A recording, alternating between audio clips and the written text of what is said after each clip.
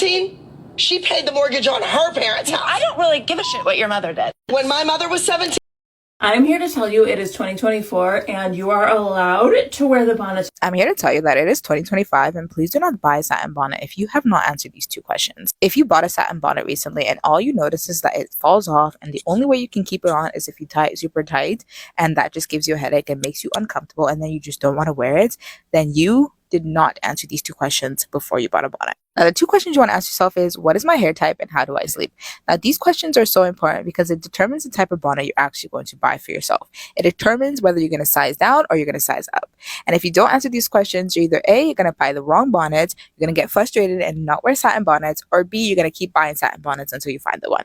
I mean, you could do that, but then why don't you just answer these two questions and save yourself the stress? Now, when you ask yourself, what is your hair size? If you have thin hair, you should be sizing down. And if you have thick, full, long hair, you actually should be sizing up and getting long bonnets or jumbo bonnet. Now, you're probably wondering, what if you have medium hair? It's not too thick, not too thin, and it's about shoulder length. Then it's up to you what you want to do. You can stick with the regular size bonnet, but if you notice it's still too big, then you can size down. Now, it's important to ask yourself if you are a rough sleeper because it determines the type of bonnet you're going to get because there are different types out there. And I like to break it down with durable versus non-durable. A durable bonnet is tie bonnet, adjustable bonnet, headband strap bonnet, snap bonnet. A non-durable bonnet is our typical ruffle bonnet. So if you're a rough sleeper, then you should be aiming towards a durable bonnet. And if you're not a rough sleeper, then you can aim towards both non-durable or durable. So ladies, let's start asking ourselves these questions in 2025 before we buy our satin bonnets to save ourselves the stress. Now, because I know someone's going to ask, where did I get my satin bonnet from? I got it from my small business, Kim My Beauty. I'm here to... When something's called ghetto, you know it's about to pop off. Hoops have been around since the Bronze Age, 4th century Africa. But in the 1920s, they became the signature accessory of Josephine Baker, the Black French jazz performer and civil rights activist. Fast forward to the 60s, and they were an everyday statement for women of color during the Black Power movement. And by the 70s, the hoop defined the disco and soul scene. Hoops were called ghetto for years, which is exactly why they went mainstream. People liked the idea that they were buying into the edgy side of life without having to actually experience any hardship. And now everyone's got a pair and barely anyone knows where they came from. When something's... Guys, if you have small lips just like me and you want them to look super voluptuous in photos, just do my hack. Overline your lips like crazy. Oh, but honey, whenever we start filling them in, they're gonna start to look really plumpy, really juicy. So kissable. Your lips in photos are gonna look unreal. And there we go, you guys. Have you ever seen a more perfect, voluptuous lip in your entire life? Happy kissing. Mwah. Okay. All right, ladies. Ready to hit the town? Guys,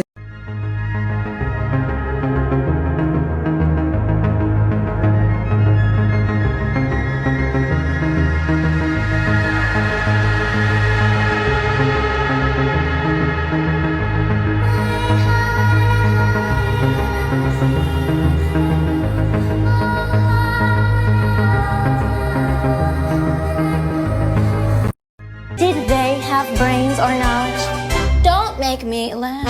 They were Popular. right. Did they? Oh. Like, right? Oh, no, I ain't seen nothing. I ain't seen nothing. Matter of fact, I'm blind in my left eye and 43% blind in my right eye. I don't see much of nothing. Matter of fact, I can't even see you, sir. Oh, no, I ain't.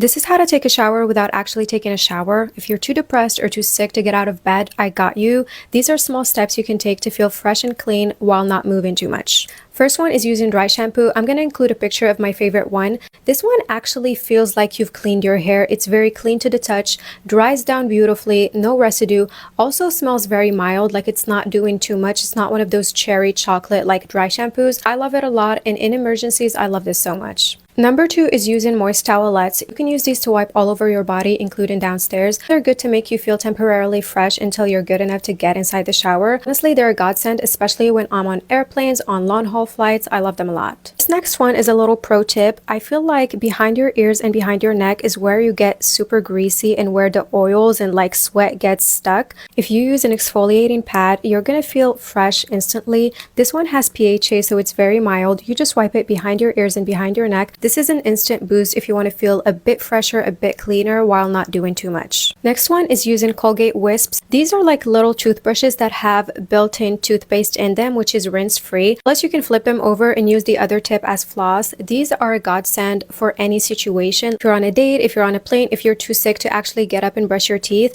I love that they're rinse-free and they're super small. You can just use them and toss them. Next is using a water spray. A lot of the times, especially in summer when it gets super humid inside the metros, I just like to freshen up and feel a bit more fresh. Spraying that water mist on my face and on my neck instantly dries, making me feel more hydrated. It's a really nice touch, especially if you cannot actually get inside the shower. You can just get that feeling of water on your skin. Last one is just a good minty mouthwash. It will go a long way making you feel more fresh. 2 months ago, I actually caught one of the worst colds of my life and I was bedridden for 10 days. Literally could not even open my eyes. It was so bad. So I could not take a shower for like 5 or 6 days straight. I used all of these tips and they instantly made me feel better.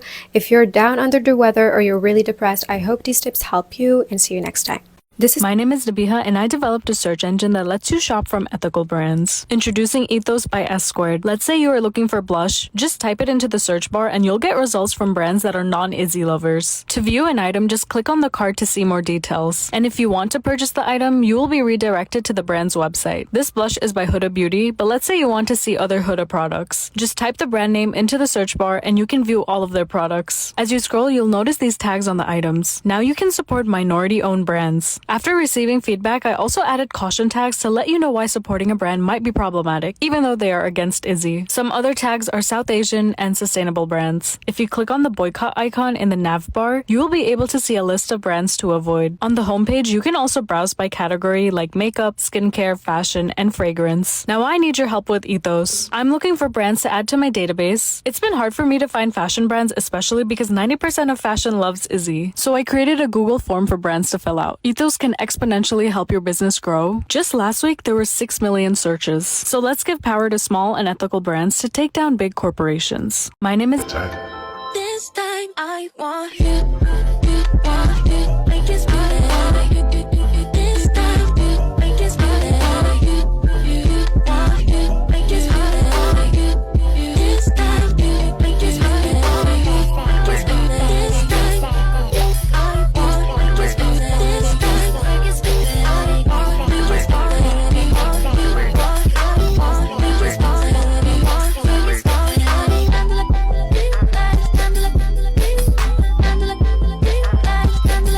better. I don't need it. I don't need it. I definitely don't need it. I don't need it. I don't. And I mean never let your clay mask dry. This is already a bit too much.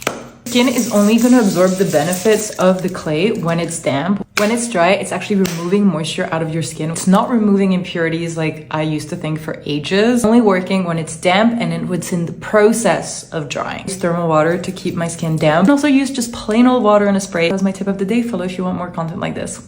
Should never. Okay, this cap we have to wear on our heads is very annoying. I mean, I guess it protects us. I don't want to hear it. Spend a day in my shoes.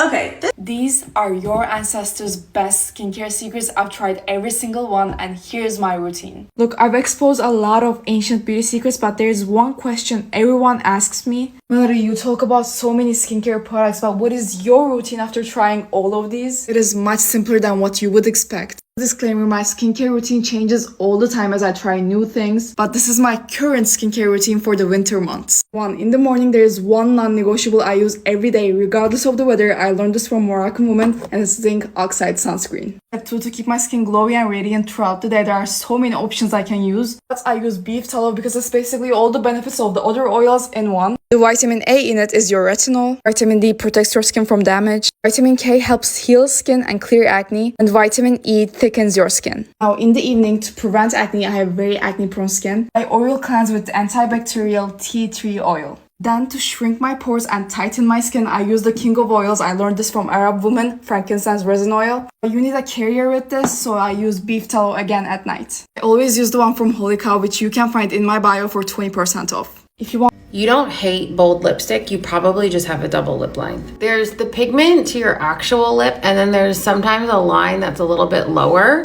If you were to follow that, especially without lip pencil, you kind of get a clownish looking mouth, especially if you fill this inner corner. It can look insane. Take out a little bit of the color in your lip, just with whatever's left over on your foundation brush. If you're not comfortable with lip liner, do the lipstick first, but don't worry about the edges.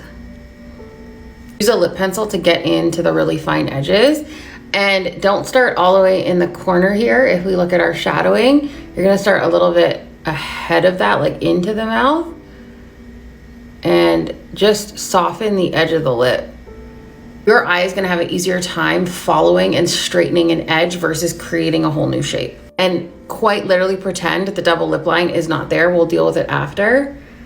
So I'm not gonna go to this edge down here. I'm gonna be more on the lip. This is pretty much where the double lip line starts. You have to go back in. I obviously like my lips to look a very specific way. This is a lot more perfected, tucked in, a little bit more lifted, where this is like leaning down this way. So let's just say, for argument's sake, you did this and then you went in with lip liner. You're following a bigger area. A little bit too separated, a little bit more crisp and lifted. This also looks a lot longer, where this makes my mouth a little bit shorter. So we start with our liner. Maybe you just wear lip liner and gloss. I'm still ignoring this line here. Don't care about it. This is where you're gonna take your face powder, or you could take your foundation or concealer, doesn't really matter. And we're gonna pretend like the double lip line doesn't even exist. Because remember too, makeup is viewed from further away. You're looking at it up close, but no one else is. This lip is a little bit straighter here for me. So for me, style-wise, I like a more rounder look to my lips.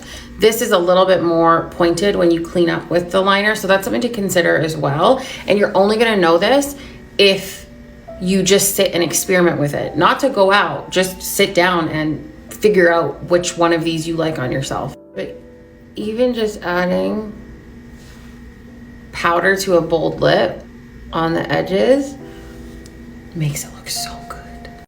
You don't— Is your hair naturally frizzy wavy after a shower? You're just doing your hair wrong, you stupid little— Everybody was born with naturally curly hair, so I'm gonna show you how to get it. Never wash your hair using a shower faucet. And towels, forget them. You need to use an old band t-shirt to dry your hair. Now that your hair is partly dry, it's time to get out a bowl of ice water. Dunk each strand twice, and then we're gonna curl with a comb. Section your hair off into 26 pieces and repeat this process. Now we're just gonna add a couple products. Curly spray gel, regular gel, my curling mousse, and super glue. Evenly distribute this all over your hair and then make sure to scrunch it in for like 5 minutes. Add just a little bit of mousse. And for max hold, I use super glue. Now that it's dried a little bit, we're gonna get out our overnight hair curlers. I can't wait to get an amazing night's rest of sleep. Why Why does my neck kind of hurt? I can't believe I thought I had straight hair for all these years. And for our last step is we're gonna get out our curling iron and curl all of our hair. I hope you found this tutorial useful. Is your hair No camera, the protection. My name is Luis. No. Hear me out. I think AI art on makeup packaging is really cool. I definitely don't think it's ugly or unsettling at all. I mean, why give your customers beautiful packaging that they'll want to display? AI still struggles with textures and proportions, so you can have a rendering of someone with a skin so oddly smooth they look like they're made out of melted wax instead, which is a choice some brands are making. Hiring real artists who know what they're doing is lame. Having packaging so unnerving it serves as nightmare fuel is definitely the way to go if you ask me. Hear me? Got ready with me to bankrupt my family this holiday season. Also, it's my fault my mom went to jail. I don't know. So this morning I woke up to my dad crying because apparently we're in a recession, but I was confused because I thought we were already in one because his hairline has been receding for like years already. So I was just like confused a little bit. So we had to wake up extra early this morning, which was so annoying because we had to pick up my mom from jail, which apparently is like all my fault because last week when she told me we didn't have enough money to afford the new Drunken Elephant toner, I accidentally called CPS and told them that she was abusing me. Which, like, that is abuse. So, like, was I lying? Like, no. So yesterday in school, we learned about the Great Depression and how kids had to, like, work in factories and stuff. And can I just say how jealous I am of those kids? Like, I would literally give up my sister. Well, I would give up my sister anyway with those pores, but I would give up my sister just to work in a Sephora factory and, like, take home all the products and stuff at the end of the day. Like, oh my God, a dream. You know what I mean? Also, there's this, like, anti-bullying speaker coming next week in school, which is so ridiculous because if anything, people should be bullied more these days. Because there's this one girl in my class that's, like, starting to look 12, and, like, I wish I could bully her into buying more skincare products, but apparently I'm not allowed. But yeah, spread kindness, positivity, and youth. And remember, if you see someone with a pimple, kill them. Got ready with A lot of you guys are using your clay mask the wrong way. Here is a step-by-step guide on how to use it so that it can actually help to minimize the size of your pores and blockades. First, after cleansing, go in with a warm towel to relax the facial muscles, increase circulation, and open the pores. I focus more on my nose when I do this. Then apply a toner with no alcohol or irritants to give a good smooth base before going in with your clay mask. Here's how you should apply. If you have dry to normal skin, apply a thin layer all over. If you have combination skin, a thin layer on your cheeks, forehead, and chin, but a thick layer on your oily T-zone. If you have oily skin, apply a thick layer for your entire face. Wait 8 to 10 minutes, and you really don't want to go over this time because it can dry out your skin even more. Mist your skin, then go in with a damp cotton pad in circular motions to soften up the dry clay. We do this to cause less irritation while rinsing. Now, the fun part. Get your blackhead remover and gently scrape off the pores whiteheads and blackheads have come to the surface. Remember, we're not squeezing anything out. The steaming in the clay mask has already helped some of this to come to the surface, so you're just kind of gently scraping this off for a cleaner surface. After you got your satisfaction, go in with the same soothing toner and cut up calming toner pads and put it on your nose and the cheeks. After 15 minutes, put on your moisturizer, and this is how you pore care correctly at home. A lot of you guys... Her face is a map of the world, is a map of the world. You can see she's a beautiful girl, she's a beautiful girl. And everything around her is a silver pool of light. People who surround her feel the benefit of it, it makes you count. She holds you captivated in her palm. And suddenly I see, this is what I wanna be. Suddenly I see, why the hell it means so much. Men hate my outfits. They're so mad that I'm not like hot like how I was in Uncut Gems. I hear that all the time, but I don't care because the girls love it. The girls and the gays love it. Whether I was realizing it or not, I think my appearance was very much to please the male gaze in a way. And then something happened. I don't know if it was motherhood or just being thrust into the public eye. And I was like, wait, I don't want to uphold this anymore. I want to dress men. One wipe and it's all gone, one wipe and it's all gone. Babe! Which brand is it? I wish it was One Wipe. Stop gatekeeping the brand. Let me know. I'm waiting. One Wipe. À la fin, si tu suivais le soleil juste pour changer de peau, il caresserait ton sommeil, te ferait le pays chaud. I think this blush is too pigmented, you guys. Or maybe you're just using it wrong, pendeja. I mean, amiga. So here are several ways to make a super pigmented product work for your skin tone. Number one, do not dot it on your face. Carajo. I never dot or draw stuff on my face because if you wear a lot of makeup, it's bound to move the layers underneath. You may look aesthetic putting it on, but I can clock your unblended blush from a mile away, a kilometer away. Apply it to a palette or the back of your hand. For me, I only need that much. And I'm going to work it into a brush. Start stamping it and you can see how pigmented it is. I posted about this a year ago saying I liked it. And I'm getting hate. People are saying, oh babe, it's not made for you. It's pigmented because it's not made for you. Like, I literally said I liked it. Why are you trying to hate me so bad? Why are you trying to fight right now? So I evenly blend it on my brush. I love this especially for like makeup artistry. I can just barely tap my skin and I'm gonna start to get payoff. I barely have to touch at all to get the pigment that I like. I like my blush right here only. That's how I are. Lightly stamp it on. You don't have to drag on the face, just a toquecitos. Light touches, honey, like angel kisses. Since the product is so worked into the brush, it almost kind of like blended it for me. I really didn't have to do much work. I love this because it's so versatile. Another way to use it, for example, is mixing it with a serum. Okay, you can take any serum you like to change the finish or the coverage level, and you mix it into your blush, and here you have like a very dewy kind of serum blush texture. And don't come at me with, oh, I don't want to get my hand dirty, because you know if Hailey Bieber does it, then you're all over it like white on rice. White. At the end of the day, I love the amount of pigment this has because it makes it so versatile. Like, most importantly, it gives pigment for our primas with deeper complexions. They shouldn't have to be doing the 50 layers of blush challenge just to get pigment on their skin, okay? This is a great option for deeper complexions and for makeup artists and people that just want a more versatile product. Y como dice el dicho, mamita, more is more. Please! These gays! They're trying to murder me. Make a cliché. Do you know these gays? Please. Welcome back, Queen Serena.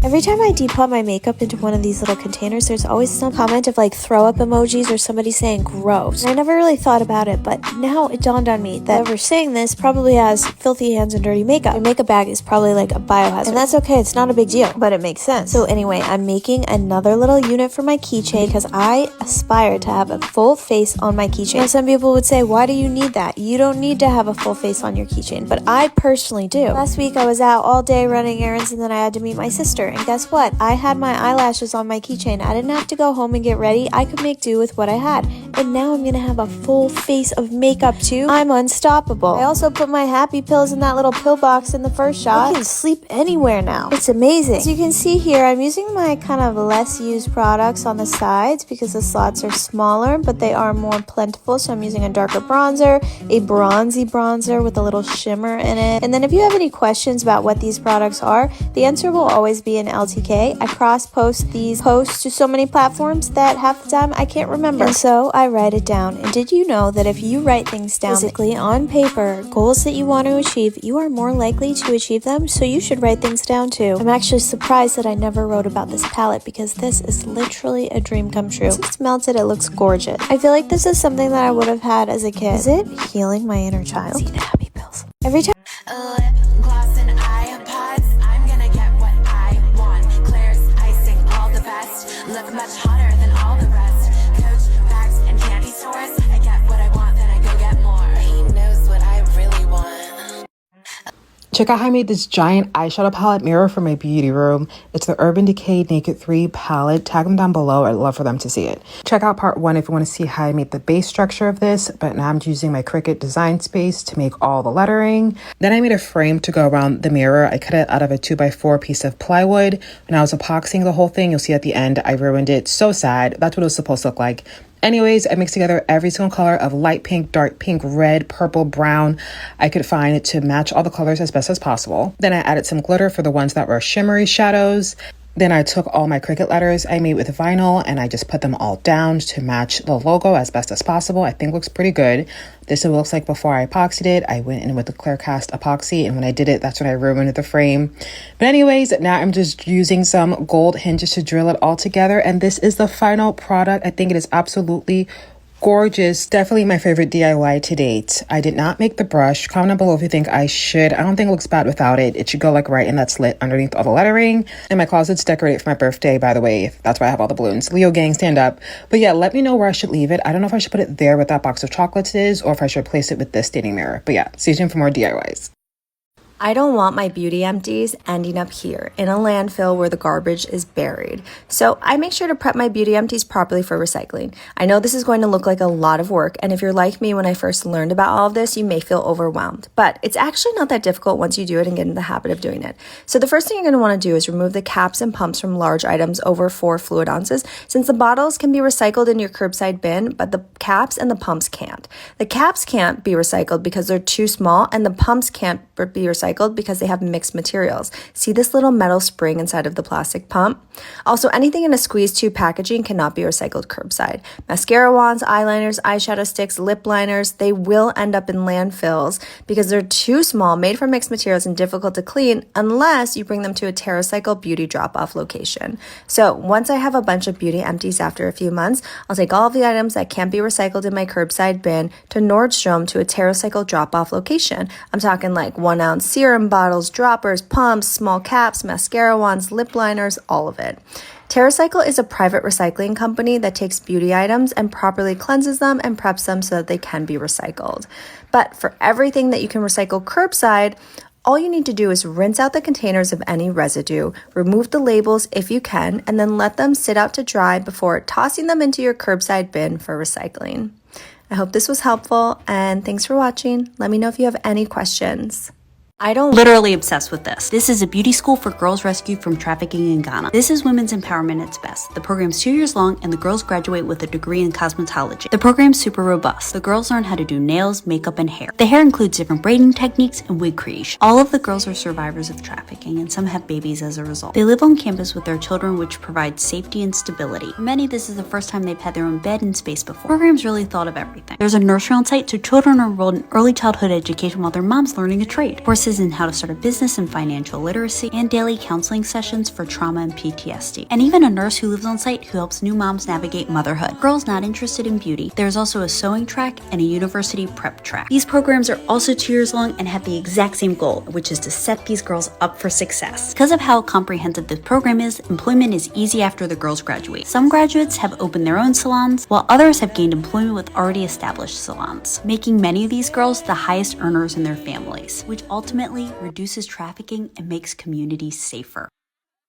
Literally. Ew, how do you use the kuhla? Ew, you use the kuhla in your eye and then you put it back in and use it another time? But it's not ew to use an eyeshadow stick. Is using a blusher is not ew. Day after day after day, and sometimes not even cleaning the brushes. Using a lip gloss is not ew, and you've been using it for 2-3 months. Using a brow product is not ew after day after months. Using a liquid liner is not ew and disgusting and full of germs. Using a lipstick is not ew. Let's just not talk about what my toddler's done to it, but is that not ew? When you use it on your lips? And have you ever thought of sanitizing your lipstick before using it? Surely not. Using a liquid blush on your face? Surely that's full of bacteria too. What about your concealer wand that goes under your eyes and around your eyes and even primes your eyes sometimes before makeup? That's not ew.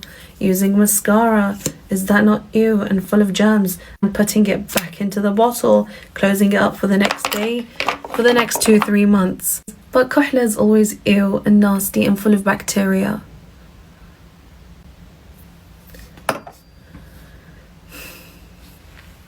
Two cups of liquor, I've been sipping them slow. I trading my emotions for the wind and the snow. She takes it every day until it gives her a nosebleed. Yeah, I've been staying up cause I can't sleep on the road. I made a bit of money, now I'm covered in gold. My mama kicked me out. Two cups.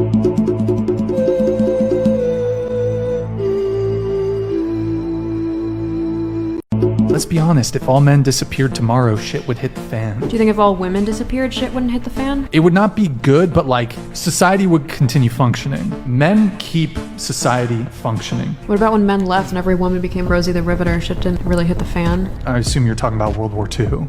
I mean, not all men went off to war, but women did show up for the war effort. So doesn't that prove that women can rise to the occasion and do male-dominated jobs if the need arises? With the appropriate planning and time, but the specific scenario is, if all women disappear or all men disappear, you wouldn't have the necessary time to introduce women into these critical fields. So men are vilified and undervalued because if you gave women 24 hours to resume society after their disappearance, we would need more time. I'm saying men don't get enough appreciation. There's too much vilification of men in society. It's cool to like shit on men from like typically feminists when it's because of men like electricians, people who work in infrastructure, transport, that society functions, and these men are not appreciated. Sure, I just don't think feminists undervalue that labor. A lot of them are socialists. They believe in unions. They believe in raising the minimum wage, and that affects these guys who are electricians and the one doing the heavy manual labor. Let's be honest. My children woke up this morning asking for my makeup routine, so I started by exfoliating my face with raw coconut and oat water. I moisturize my face with water-based serum my husband made that is mostly water. I always like to use Nature's Face Mister, which is just a plant. After posing for no audience, I bring out my daily makeup. All that water left my skin dry, so I use extra strong moisturizer and my baby soft hands to rub it in. I use primer to keep my face absorbent for makeup and the softest rose brushes to blend it in. Next, I need to contour all the angles of my face, so I forage the softest leaf I can find. I find a ripe olive in bloom, so I use it to incorporate blush to the middle section of my face. I gather the stalks of a beet plant to line my lips with the beet juice. I gradiate the inside with lip tint and more beet. I mascara all 178 of my lashes and collect a spongy loofah algae plant from the sea to bronzer my entire face. ASMR. Setting spray is optimized with a leafy green plant, so I use that to keep all my makeup in place. My children... POV the year is 2016 and you're following a step-by-step tutorial about makeup on YouTube. Hi everyone, welcome back to my channel. So first we're going to start off with primer, Benefit Professional. They sent this to me in PR. Next we're going to use translucent powder. It has to be translucent, okay? It's going to help mattify the skin. I like to use about 5 or 6 pumps of foundation. Lancome sent me this in PR. Next we're going to be using concealer. Your concealer needs to be 4 shades lighter than your skin tone, okay? Spray your face, Max Fix Plus only. Okay, now you're gonna sit and let that dry a little. Now we're gonna blend, Beauty Blender only. Keep blending. Blend until your arm falls off. Blend until you can't blend anymore. Okay, next we're gonna contour. Your contour needs to be 4 shades darker than your skin tone, okay? We're gonna let that sit. Now we're gonna fill in our brows. Brush your brows through, guys, okay? Super important step, blend. And remember to have fun. Have fun. All right, next we're gonna highlight. Your highlighter needs to be 5 to 6 shades lighter than your skin tone, okay? You want your skin to look wet. A little bit of blush. We don't do blush, okay? We're only doing bronzer. You're gonna hold your skin taut to put on your eyeliner. All of this stuff I was sent in PR, by the way, okay? You have to pay for it, but I was sent in PR, okay? So make sure, yep, you're having fun. We're having fun. Add a little bit of shimmer, liquid lipstick, no liner, no gloss.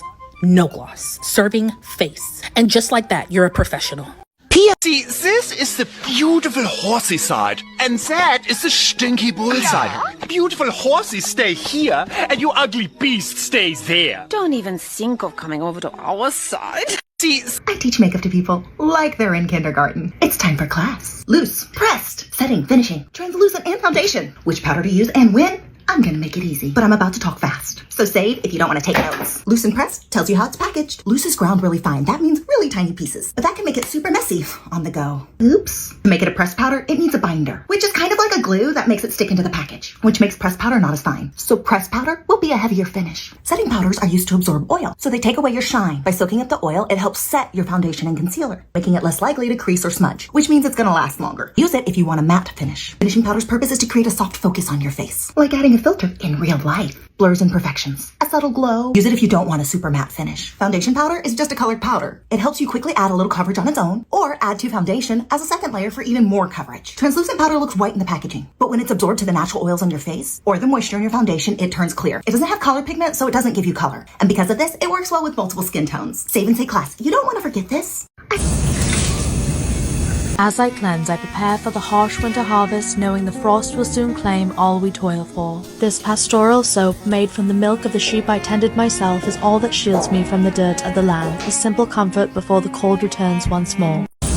These are the viral foundations that are acne safe and the ones that are not. I really hate these videos because this has been debunked so many times. The estheticians pushing this idea have to know, but they keep saying it because it gets views. These ratings are based on whether the products have ingredients that are comedogenic according to these lists that rate them from 1 to 5. If the product has a 4 or 5 ingredient, then these people will be like, no, don't use these. But this system doesn't work, and you can tell because the comments are always full of people saying, do I need to stop using this even though my pores aren't clogging? The reason this doesn't work, these lists are based on studies that are way too different to your face skin to be useful. Some of these numbers are from putting the ingredient on rabbit ears, some of them just put the pure ingredient on someone's back and cover it up with a bandage. In a product, the ingredient is mixed with a bunch of other ingredients, it's not at 100%, most ingredients are at less than 5%. It's also not covered up, plus everyone has different skin sensitivities. There are people who use pure coconut oil on their face and their pores will just never clog. It's so much more useful to keep track of which products clog your pores and see if there are common things you notice. So personally, there are a few ingredients that break me out, but only when there's a lot of it. Sometimes it's when I put on too thick a layer of a product that's too rich, but it has absolutely no relationship to these ratings. If I listened to them, I would have wasted so much money. These are...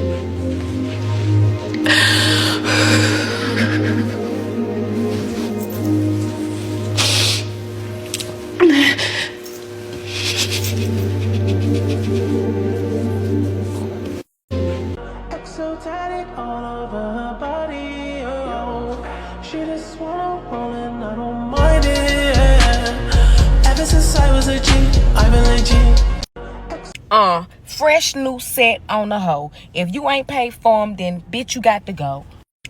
From the screen to the ring to the pen to your bathroom, introducing the new acne efficient micellar water. And if you use the code RIZ123, you can get Hoktua for the price of one. Yes, you heard right. Our product not only gets rid of makeup, but also stops acne breakouts.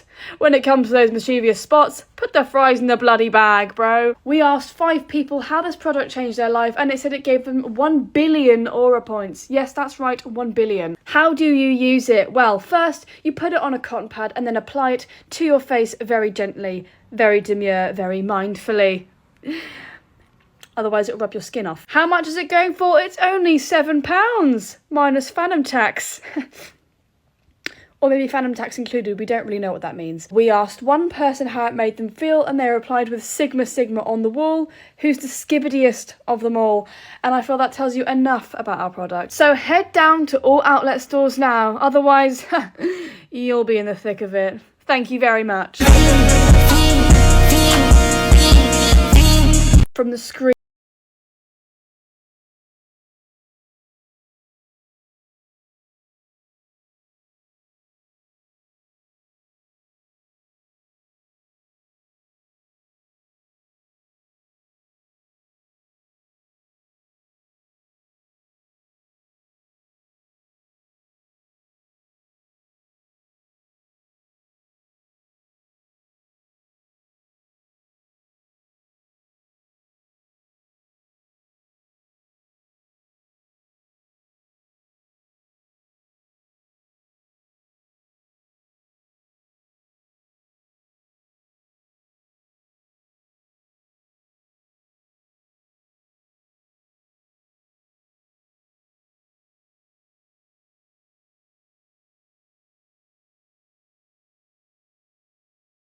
What do you do if a man says he hates makeup? Tell him don't wear it.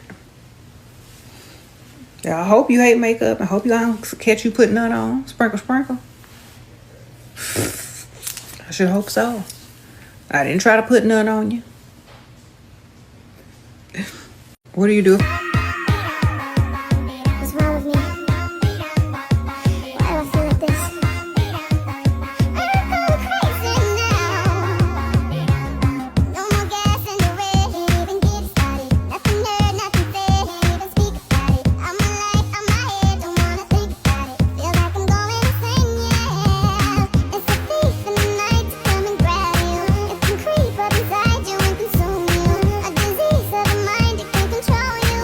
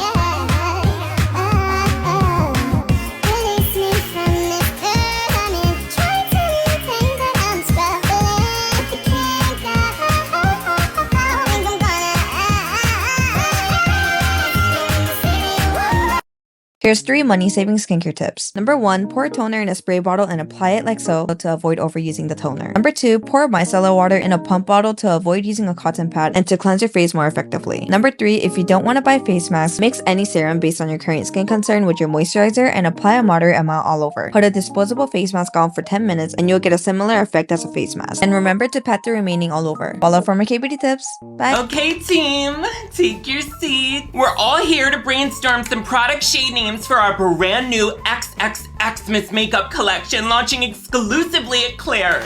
Linda, I can hear you chewing. Save the crunch for lunch, babe. Okay, any ideas? Oh, me? Yeah, I was thinking like a Hala Slay, but spelled like slay. Guys, stop. He's new. You'll get the hang of it, Greg. So I was thinking Santa Sack. So fast. Genius. Like toy sack.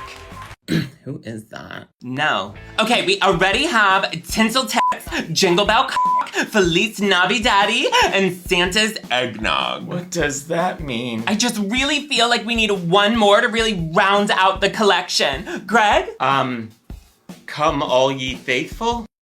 The dirty way. Oh my god, so good. That is it. That's it. Great job, Greg. Okay. Everyone talking about underconsumption, overconsumption is missing this one thing. No one is talking about this. No one is telling you how to actually underconsume or achieve underconsumerism, especially if you bought products that you don't use or don't like. First up, shampoo and conditioner, a product that I know you have bottles and bottles of under your sink in your bathroom that you don't use. Shampoo is amazing for so many things. You can use it to wash your makeup brushes. You can use it for bubble bath. Personally, what I like to do, I don't love a shampoo that I bought. I shampoo my hair 2 to 3 times in the shower and I use it as my first shampoo because it doesn't really make a difference. It just gets rid of a little bit of that grime and then you end up using the product and finishing it and getting your money's worth without it actually like affecting your hair. Similar kind of story for conditioner. You can use it to shave your legs. You can also use it in your laundry. If you're trying to stretch out knits or clothes that you shrink, you can use conditioner. What I also like to do is slick back my hair with conditioners that I don't really love instead of gel. It's better for your hair and then 2, you end up using the product that you paid for. The next product we're going to talk about is bronzer. This is the Laguna bronzer by NARS. I have beef with this bronzer. I fucking hate this bronzer, but I paid like $30 for the mini size and I'm trying to finish it up. Honestly, bronzer is perfect to use as eyeshadow. 2, you can also use it on your body as like a body contour / bronze up your abs, bronze up your collarbone. Okay, another product I actually have beef with is this snail mucin. I gave it a good shot. It's halfway done. I used this about a year ago. I don't like this on my something I'd love to do for like serums, toners is to use it on your body. And this goes for honestly any skincare product. You don't like the sunscreen that you bought for your face, use it on your hands, use it on your body. You don't like the moisturizer that you bought for your skin, it's too heavy, it's too light, it makes your skin greasy, whatever it might be. Use it anywhere on your body. Specifically, I want to talk about if you have retinol, glycolic acid, AHAs, BHAs, that you don't like them on your skin. I have the same problem. I have such sensitive skin, especially when it comes to like any actives. It's all glycolic acid. I use it as deodorant. I promise you, you will not smell. Maybe you had a scrub for your face that's like a chemical and physical exfoliant. Use it as a scrub for your body. Just repurpose it for your body so you can finish. I promise you, products react differently on your face than like the rest of your body. If you can't do anything like that, reach out to your local like women's shelter or homeless shelter. They take a lot of products that are like lightly used, half used, and give it to women, children, whoever in need. Okay, bye guys, love you. Everyone. Coward. You make me sick. Leave me alone, please. Hiding in the shadows. Hiding from who you truly are. Oh. Started to cry, but then remembered I can buy myself flowers.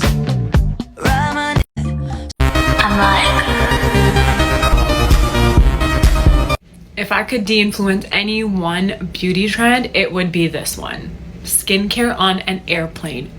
An airplane is a vessel enclosed with people sitting in such close proximity to each other. So there's not a lot of airflow in there. They are cleaned in between flights, but the cabin crew and cleaning crew are mostly just going in to pick up any trash and do a quick wipe down of any chairs and seats that might need it. They're not cleaning everything and sanitizing everything. There are a lot of places that are very high touch, like seatbelts and the backseat trays. It's probably considered one of the more unhygienic places. Really, the only thing that you should be doing to take care of your skin on flight, and especially if you're acne prone, is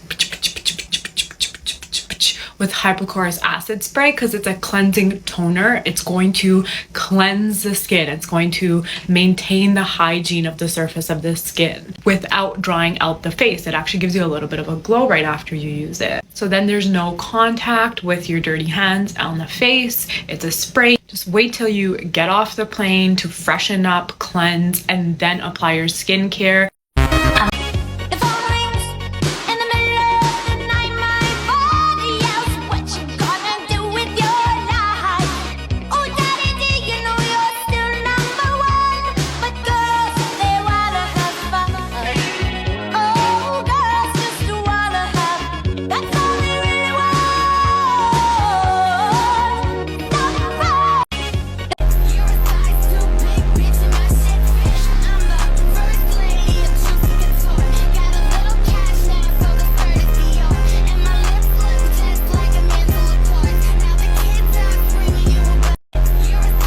Do you know them? No. But in the club, we all fam. What? In the club, we all fam. And in the club, we are all family. Do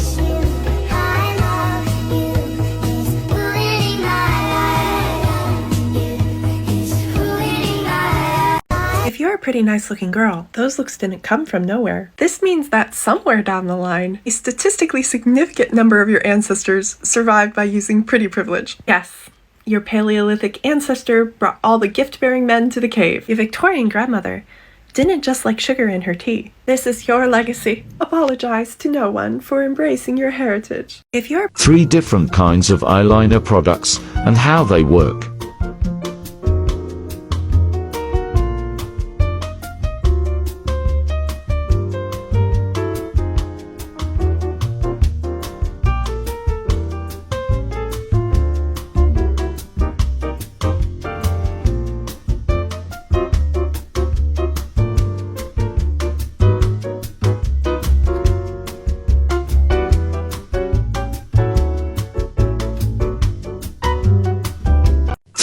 Nobody's gonna know.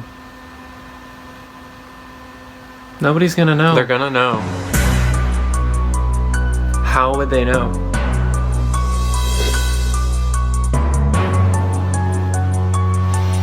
No. Get ready with me to get canceled. This is something I've been wanting to do for a really long time now. And while I know some people make this look like a very easy thing to do, it's actually something you have to be really strategic about. I need to say the exact wrong thing to the exact right people. And when I say people, I mean the masses. I'm planning on saying something that doesn't just offend people, it has to permanently scar them. So I've decided I'm gonna say something about get ready. If you wear glasses and your lashes are hitting either the top of your glasses or your lenses, let me show you a few things that might help.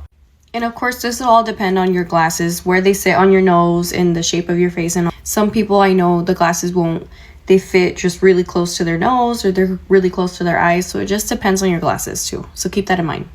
Okay, so I don't recommend that you use big old lashes like these. They're gonna hit the glasses more. I would recommend something smaller, something more subtle, simple, like these ones. Make sure you curl your lashes. You always want to curl your lashes because the more curly they are, the less likely that they are to hit your glasses. Also, when you're applying the glue, you want to make sure that you're applying it on the top, kind of on the top of the band.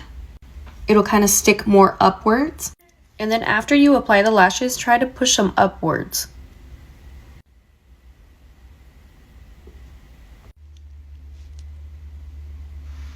Let me know if this helps. Shimmy, shimmy, cocoa pop. Shimmy, shimmy, pop. Shimmy, shimmy, cocoa pop. Shimmy, shimmy, pop. Shimmy, shimmy, cocoa pop. Shimmy, shimmy, pop. Shimmy, shimmy, cocoa pop. Shimmy, shimmy, pop. Shimmy. I don't give a piss if it's a bulldog, a bullfrog, or a bulldog. Give me Alabama.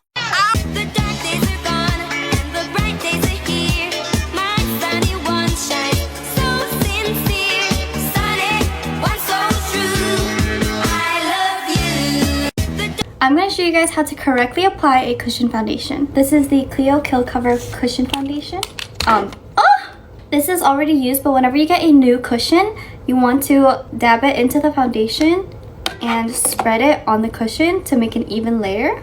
When you want to start applying your foundation, you can press into the foundation with your cushion and then use this side flap to get an even layer before you put it on your face. I like to dab it on my hand before I get started on my face. I'm just gonna press onto my face and to blend it out. And for better coverage on your pores, you can rub in the foundation in those areas. And all you have to do is just pinch your cushion and just rub it in like this. And if you want a smooth base, skin prepping is really important. I like to do toner. I also like to use toner pads to prep my skin before I do my foundation. I'm gonna show you all the way from China, a brand all the way from China. The brand is from Korea, but all the makeup is made in China. First off, I want to say everybody's entitled to like a product or not like a product or to be disappointed with a product, but why keep mentioning that the products are from China, knowing fully well that you didn't like them, and then uploading a video that's edited in a way that insinuates they're bad because they come from China? I swear, xenophobic sentiment is one of America's most insidious and consistent forms of propaganda. It doesn't help either that anti-Asian racism is often overlooked and minimized, so there's very little social pressure in 2024 to unpack these biases. Fact is, the vast majority of cosmetic products are produced in China and manufactured there, and if they aren't, the raw materials definitely are. So many brands that are labeled as made in the USA, made in France, made in Italy are doing the bare minimum requirements to be labeled as so because of how casually xenophobic people are and the widespread belief that things made in China are poor quality and the regulations are just super relaxed there because it's some backwards society. How many quality control issues have we seen in the US just over the last couple of years? I think we've all seen the documentary, you know, the one where Johnson & Johnson was knowingly letting people get cancer. Lipstick gate. Domestically produced in America, by the way. A lot of companies don't even use FDA approved ingredients because the industry as a whole is pretty unregulated. Yet I never see anybody questioning the safety of any one American product, let alone the industry as a whole. China has cosmetic regulations. There are very strict guidelines in place. Perpetuating Chinese product equals bad because you don't feel like examining your biases is extremely lazy. And I'm not just talking about Jeffrey or his fans here. I see this all the time. Chinese product is assumed to be bad until proven otherwise, while every other market gets to be trusted completely until proven otherwise. I live in Korea and haven't seen these or the colors. So unexpected for Korea, hoping to see them soon. Not a Korean brand, it's from Shanghai. Never mind, these look painful and pitiful on the eyes. Anybody else remember the Korean sunscreen scandal? Where so many people were so disappointed that they said they weren't gonna buy or ever trust Korean sunscreens ever again or even buy Korean products. Clearly didn't last that long. And I know some people are gonna comment, I don't trust Chinese cosmetics and I have a right not to buy Chinese cosmetics. Yes, you do. That is your right. But it's also my right to call out your generalization as overarching xenophobia and racism, because that's what it is. All the way from Hello Vogue, bonjour. I'm generic white female celebrity and I'm going to show you my everyday makeup routine. A little bit of primer. This is from the drugstore. Can you believe that? I'm just like you. Next, I'm just going to take some concealer, put it under my eyes and on any imperfections. You can tell right now I'm breaking out so bad. Ugh. I think makeup is so cool. I just love that you can express your inner beauty through your outer beauty, you know? So it's really special. I won't bother showing you what foundation I'm using because you cannot afford it. You know, I'm not really great at makeup because normally I have people who do it for me. So, you might be wondering how I got to do a video with Vogue when my movie got a 30% on Rotten Tomatoes. I'm hot, so they're still going to let me be famous. And done. I bet you feel worse about yourself than you did before you started this video. Thanks, Vogue. Ciao. Acid, niacinamide, and vitamin C. You'll hydrate your skin, control your oil. I feel like the biggest lie we're sold in skincare is that 1 + 1 = 2. There was a time when my skin looked like this, and I feel like this kind of video, the one that I stitched, is the type of overly simplistic methodology we've been sold about skincare. I used to use so many actives because I thought that if I use this, and this, I will get all of the benefits of those things. But in reality, skincare isn't this plus this plus this equals this. That's not how it works at all. Our skin actually is an organ that knows how to function itself. And all you want to do with skincare is help it to do the stuff that it already knows how to do. Help it optimize itself. The problem that videos like this and brands like The Ordinary have created is a bunch of people using loads of actives, and they've been sold on those actives because they all do great things. But no company is going to write on the packaging, if you use this product with all these other things, it's probably going to fuck up your skin barrier, because that's the reality of skincare. We're so desperate to get the positives of all of these actives that we completely overlook the fact that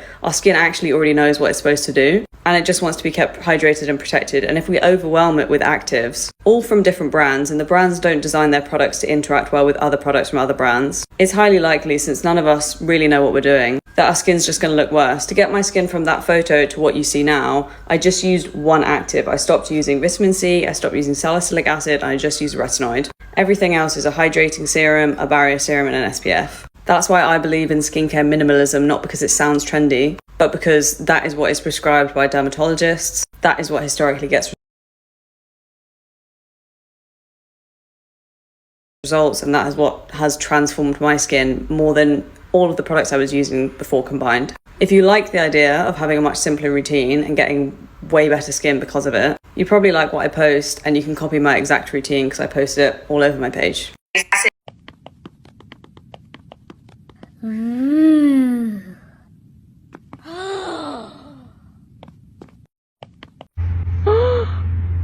I have a hormonal stress breakout.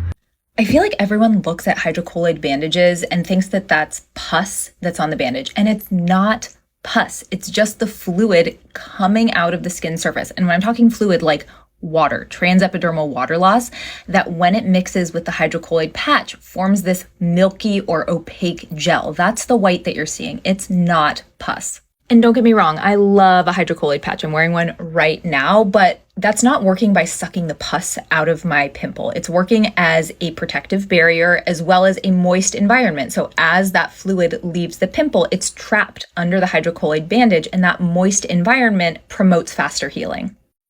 If you're sick of makeup brands that keep making the same boring makeup, let me show you some of the most exciting new brands out there. Okay, so I just want to do like a little preface of why I'm making this video. I've just been seeing the same launches. I'm getting bored. Like, makeup is not even exciting for me anymore, and I just keep going to the same brands, and I want to show them off to you guys. First up, Mob Beauty, of course. Like, their color choices, their color nuance, the way that they make the textures of their products, super exciting, super innovative. And the chemist at Mob actually used to work at MAC, so they've recreated a lot of the old MAC shades, and I just find it super exciting, amazing formulas and amazing colors. Next up, Kaleidos Beauty. They just sent me a big package of a bunch of new stuff. This eyeshadow palette, gorgeous. This is their Escape Pod. I need to play with this some more, but they have amazing contour shades for fair skin. They have really exciting like eyeliners, and I just feel like everything is packaged so beautifully and so thoughtfully and it's cheap. So you can buy a lot, try a lot of things. Kaleidos is really interesting to me right now. Okay, Blend Bunny. This palette is with Ellis Atlantis, and it has just been a go-to of mine for creating any type of look. The pigments, they're so pigmented, they blend so easily. You don't have to really work very much to get them to apply. I haven't tried any of the other Blend Bunny products, but just from seeing their color stories online, it is just so interesting, and they're a smaller owned brand. Next up, Melt Cosmetics. You guys have been seeing me use this palette a lot. I depotted a bunch of my Melt palettes into one giant palette so I can just have everything there. Every product I feel is just super high impact, high performance, really interesting shades, really interesting products like these metallic lip stains. Just such a weird product, but I love them, and it truly is high quality. And every new release, I just get super excited for any of their products, really. Next up, I have to give a shout out to House Labs. I feel like in the realm of color, they're not as interesting. Like, I feel like they need to come out with some more like nuanced shades, but with formula and innovation, I just feel like they're really doing stuff. Like this blush, I don't even know how to describe it. Like, even on top of like powdered skin, it just looks so gorgeous. It stays shiny. It looks like glossy skin, and I have never like encountered a product like this. Even the concealer, just the consistency is so nice. Everybody's kind of doing the skincare thing right now, but I feel like House Labs is kind of on top and doing it the best. And an OG, of course, Danessa Myricks. Like, she's always been about the color, about the performance, about the inclusivity. Danessa Myricks, that will just always be a brand I support and like I go to because their products are All of them are amazing, and there's really a lot of thought put behind all of the products. And finally, I have to give a shout out to Half Magic Beauty, the eye paints. If you want anything shimmery, anything fun, like I always will go to this brand. And their new launches have been super innovative. I think they're coming out with really cool products, and some of the things that are coming out in the future that I may or may not know about are also gonna be really exciting, especially these lip oils that are super pigmented, but are really like, I don't even know how to say it, like, they just feel like a lip oil, but they're packed with pigment. And let me know if I'm missing any brands. Like, there's a bunch I'm looking all around, but maybe I'll do a part 2 if you're interested. But love all these brands. Go check them out. Go support them. And I'll tag them all in the comments. Bye. Yes, motherfucker! Yes! You're getting those pants in every color, bro. Are you seeing this shit? Here's how to find the perfect blush shades for your skin tone. I'm Jalisa Jaikaran, I'm a pro makeup artist, and I've shared these tips with these publications. But honey, let me show you. Now, while guides like these are very accurate and helpful, I don't want you to put yourself in a box. I found this old magazine clip. Oh my god. Blush has to be visible to have an impact, correct. But go to out there and you're bozo. No, but this one. Light pinks disappear on you and peaches and bronzes get oddly powdery looking. And listen, I share this not to be shady, but to just show that we have been guided incorrectly for a long time. Because if I read that and I had olive skin tones, I would be like, pink is out of the question for me. So what matters most is how pigmented your blush is, not necessarily the shade. The deeper your skin, the more pigment you need. Now, this is why I love brands like Rare Beauty that actually gives us real swatches and not bad Photoshop. Now, obviously, some shades will be too light, but the other shades are equally beautiful. Now, we already know that orange is an elite shade on brown skin, so let's try this movie color and this pink one. This one is 413 Bleaker by NARS. Now, if you're wondering, does my undertone matter when I am picking blushes? Of course, there are some shades that are going to look amazing and flattering on your skin tone, but I don't want you to worry about that actually. That is really cute. So this side, we're going to do Almeria. So what I want you to think about the most is actually putting on the blush, because sometimes you might look at a shade and think, that's not gonna really look good, but you really have to put it on and see how it looks on your skin tone. Both of these shades look flattering. They look very similar. This one is just a little bit darker. And yes, if you are light, medium, dark, deep, you can absolutely wear a bright pink blush. But let me know if this helps, and don't forget to swipe left for more videos like this. I don't know if I like it. What do you mean you don't know if you My makeup lesson didn't turn up, so I'm going to teach you what I would have taught her. Unpopular Opinions Edition. I'm ready to ruffle some feathers. First things first, skin prep. You are doing too much skin prep. I know what you're thinking, but Ellen, aren't we supposed to prep? Isn't that good? Some of y'all are out here with 85 cleansers, 6 toners, 14 moisturizers, 85 primers, and a partridge in a pear tree. And then you wonder why your makeup is sliding around and it won't stay on. Let me help you. You need a micellar to cleanse, 1 toner, I like hydrating because I'm dry, a serum and moisturizer that match. This helps to stop them pilling. Don't need too much of this, a little bit goes a long way. I like a plumping formula to keep the skin juicy, and a primer and foundation that match. Make sure you're doing SPF if it's the day. You've probably heard that you're supposed to use water base with water base, oil base with oil base, and so on. That sounds good in theory, but it's not that simple. A lot of products have water, oil, and silicone somewhere in the ingredients list. It's so much easier to just get the primer that's designed to go with the foundation. Just let the lab figure it out, trust me. The next issue is color correction. This should always go under your makeup. Color correctors are much stronger and slightly more unusual colors because they're designed to counteract excess pigmentation, excess sallowness, excess redness. If you stick green color corrector over your makeup, you will look like a frog. I like to correct under foundation and then add my contour. I can carve out my bone structure with it looking super duper natural at the end. I like to add cheeks now as well. Little blend, not too much, like a pretty clown. Next up is foundation. Most of y'all need 2 colors. Your face is not the same color all over. Rather than blanking out all the colour with foundation and then trying to put it back with blush and bronzer, I find it looks more natural to use a darker tone on the outer parts of the face. This is anywhere that naturally picks up colour, and a lighter colour for the rest. This is Maybelline Lumi Matte and it's amazing. I use the light colour in all the light sections to just knit everything together. This also means you use the same foundations all year round. Use more of the light one in winter, more of the dark one in summer. Time for brows, and we need to talk about the fluffy brow. If you have naturally full brows and you are up close in person, the fluffy brow looks magical. It's pretty, it's youthful, it's soft. However, if you have sparse brows or you're being photographed from any sort of distance, a fluffy brow can make you look like a potato. Like definition wear, you know what I'm saying? Use a light soft pencil to create the illusion of fullness, then a little bit of brow glue to add fluffiness over the structure. Soft but defined.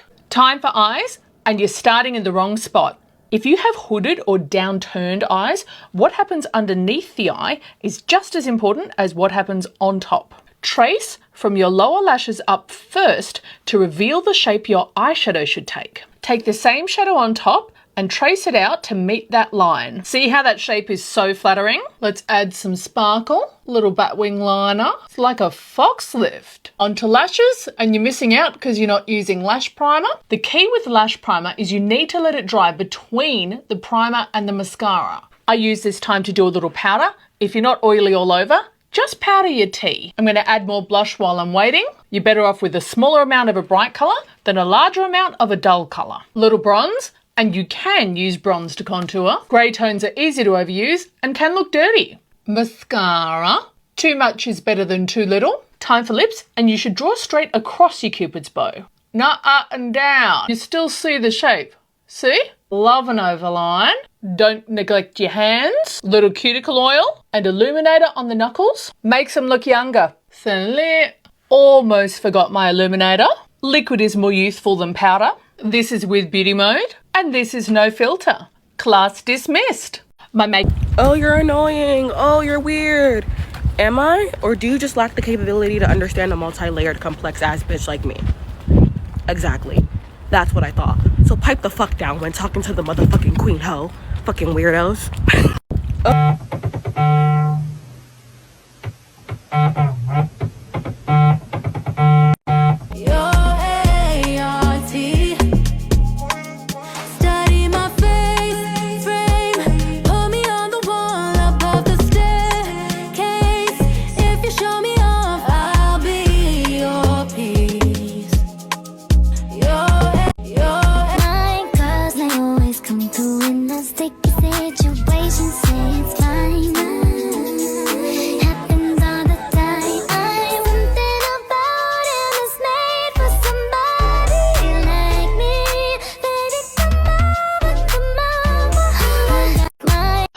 This is like glued shut.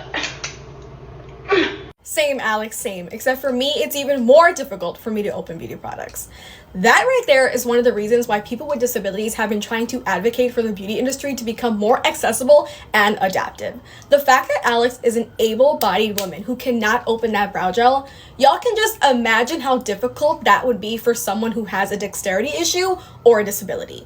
And the fact that the beauty industry literally refuses to include people with disabilities in their inclusive movement is ridiculous to me. We need more inclusive beauty products. The fact that in 2023, it's that difficult to open a brow gel is mind-blowing to me. Making products more accessible and adaptive doesn't just only benefit people with disabilities, it literally benefits everyone. And I cannot wait for the day that the industry finally gets it right. I will literally be waiting, and I'm not gonna stop advocating for this because literally it blows my mind till this very day, and something has to be done about it. And I'm so tired of staying quiet, and I'm so tired of not seeing true inclusivity in the beauty industry, because true inclusivity in the beauty industry isn't just about tone inclusivity. Yes, that is super, super important. I myself, as a person of color, back in the day, I couldn't find my foundation shade either. And I definitely think that that is a component to it. But when are people with disabilities going to be considered? When are we going to be considered? And she's calling it brownie glazed lips. Let me be the first to say thank you, Queen, for this very iconic and very well-named trend. I personally can't wait to try it for the first time ever. And I have a couple good ideas for you guys if you want to try brownie lips. My favorite brown liner is from Kulfi Beauty in Cheeky Chiku. And I like to overline my lips even though they're naturally big because I know a couple of the girls that made fun of me for having big lips when I moved to America follow me now. I see you've gotten lip fillers. They look great. Generally, I'll just take my Laneige lip mask and I apply a generous coating. It's beautiful, it's nourishing, it's lightweight, it shows off my two-toned lips. Stunning. If I did want something pink, I would probably go for the Tarte Maracuja Juicy Lip. It is my firm belief that everybody needs this in their makeup collection. We want to stay authentic to the Hailey Bieber brownie glazed lip trend. God, I love that name. Look no further than Casually Lit. This is a lip tint and lip oil from Yuma Beauty. Wow, so pretty. This trend is amazing. Why didn't we think about this before? I hope you guys enjoyed my brownie lip glaze tutorial. And she's... Guys, I just did my entire makeup for Coachella only using sunscreen because I'm going to be in the sun for 10 hours for 3 days straight. So I was like, I might as well just make my makeup my sunscreen. And I'm talking about the full shipping from blush to eyeshadow. So instead of going in with foundation, I use these SPF skin tints that have SPF 50 and they're super high coverage. And honestly, I already use these pretty often when I don't want to wear foundation because it looks so natural and even better than foundation, to be honest. Okay, next is my favorite part of my makeup, blush. But this blush stick right here from Color Science has SPF 50. Like, that is a full-on sunscreen. But tell me why this blush is even more pigmented than my regular blushes. Like, look at that gorgeous color and how well it's blending into my skin. Okay, and you guys are not ready for this next product. These are sunscreen eyeshadows, guys, and they have SPF 30. I think this might be one of the most innovative products I've ever seen because our eyelids are so thin and a lot of people forget to put sunscreen there. So if you like to do makeup on your eyes, then I highly recommend these because they're so pigmented and you're also protecting your eyes from the sun at the same time. Okay, the next product is lipstick. This is also another place where people forget to use sunscreen, but it's actually really important because the skin on our lips is so thin and can get sunburned so easily. So I love to use these Tatcha lip tints that have SPF 25. And the last and possibly the best product is this powder sunscreen. It has SPF 50. This is amazing because I can mattify my face while also protecting my face from the sun. And guys, would you believe me if I told you I just did my entire face of makeup using only sunscreen? I think it turned out better than when I use my regular makeup, and there's just no way I'm getting sunburned with all these layers of sunscreen. Alright, see you guys at Coachella. Bye! Guys. Cheers. CeraVe. Neutrogena. Cetaphil. Hondscreme. Mario Badescu. The Ordinary. Olay! Drunk Elephant. Glacier. Il reste bizarre. Avino. Clinique. Super guiltful. Proactive. Bar soap. Just ice cold water. Toothpaste on a pimple. Dr. Bronner's. Paula's Choice. Cheers. It's really hard to talk to people who don't do their shopping at like thrift stores or like TJ Maxx, Marshalls, Plato's Closet, that type of thing, because it's like, it's just a different mindset. Like, they're not foragers, you know, they don't like to forage. They like to know like, okay, this is a product that's always going to be sold at this store, and when I finish it, I could go buy another one. I was talking to a non-forager and I was like, yeah, I'm trying not to use up this lip gloss because like it's almost done and I want to make sure I have it for Thanksgiving. And they were like, oh, you don't want to buy another one? I would love to buy another one, but it's not an option for me. It's just not an option for me because this lip gloss is from a discontinued Disney Store collection. It's a Lilo Stitch collection. It's a Lilo and Stitch lip gloss. It came in a set of 5, but I'm never going to see it again. I'm never going to see it. And that's the price you pay as a forager. You're like, I'm not going to get a refill. I'm not going to get a replacement. Our journey ends here. And it's kind of beautiful. It's kind of a study in impermanence when you're a forager, because you're just like, okay, I have to enjoy this for the now. I have to be present. I have to be mindful because I'm not going to find the Lilo and Stitch lip gloss again. Oh my God, your hair smells so good. What shampoo do you use? This is Shrek themed lice shampoo. One time I got a lotion at TJ Maxx. It was the only thing that ever helped with my eczema. And it was just in a round container that on the side only said the word honey. It's really hard to talk to people who... Ladies, as a former freelance makeup artist, it's come to my attention that a lot of you do not know how to shade match appropriately. So today I'm going to teach you how to do that. Let's use the queen herself. This is a beautiful example of shade matching to the T. As a makeup artist, we used to use a rule of thirds. So the overall, your foundation color should be the overall color of your body, not of your face. Your foundation should not be like matching your face, because typically our face tends to be lighter than our body. So if you shade match your foundation to just your face color, then you're gonna look like you got a mask on, boo. So you gotta shade match it to your body, right? Your overall color of your body.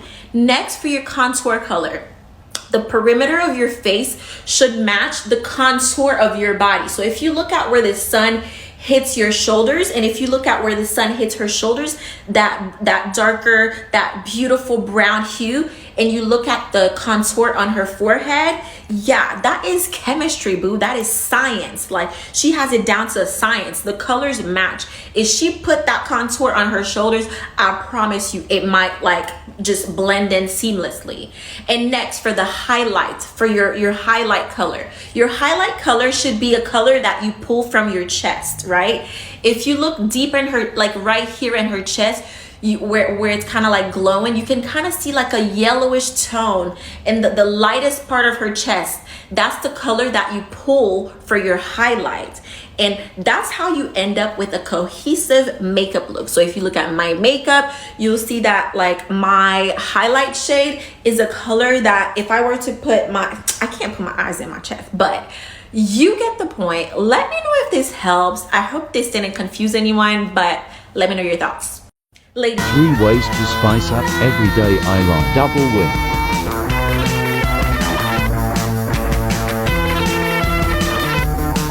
'60s graphic line.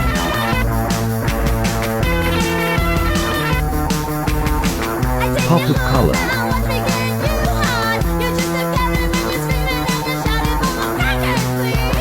3 ways. Do you know you have 30 minutes? Are you kidding me? 30, yeah.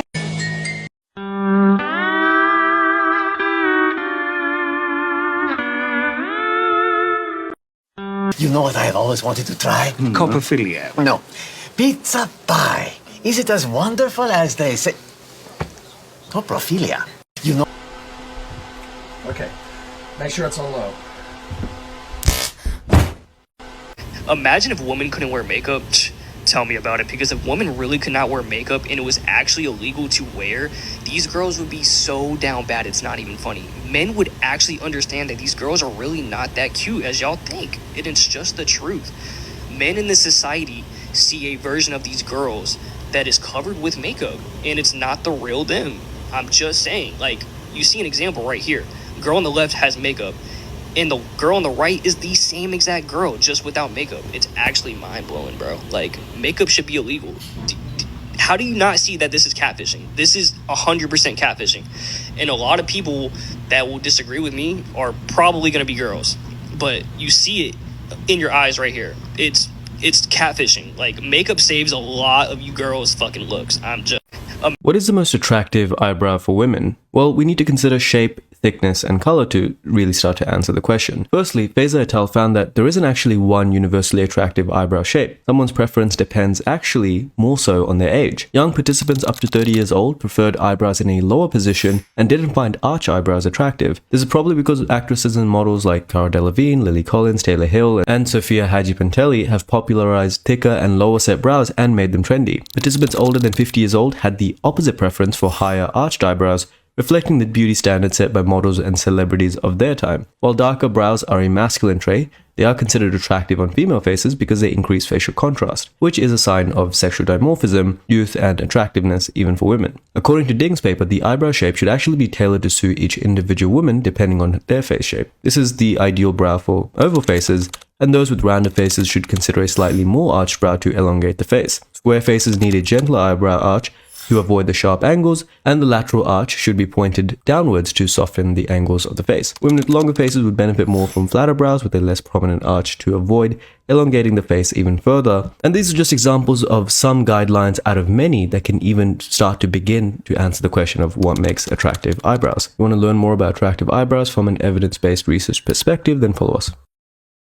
What is the Here's how to apply blush for your face shape. For round face shapes, applying the blush higher on the cheekbones and blending it towards your temples will give you more defined cheekbones and more of a lifted look. This is gonna slim your face and make it look more narrow. For square face shapes, applying the blush on the apples of the cheeks and blending it towards your temples is going to soften up your face, and it's gonna make your face look more plump. For oval face shapes, applying the blush at the center of your face will be more flattering because it's going to make your face appear more wider and rounder. And for diamond face shapes, applying the blush above your cheekbones and blending it towards your ears will give you more of a prominent cheekbone. But heart face shapes have more of a pointy face, so applying the blush right under your eyes and blending it out towards your ears will help soften up your features. You also want to dab a little bit on your temples to help balance the width of your forehead. And of course, you can apply it however way you like it, but I hope this guide helps. Here's how to apply. I better hope you like this one.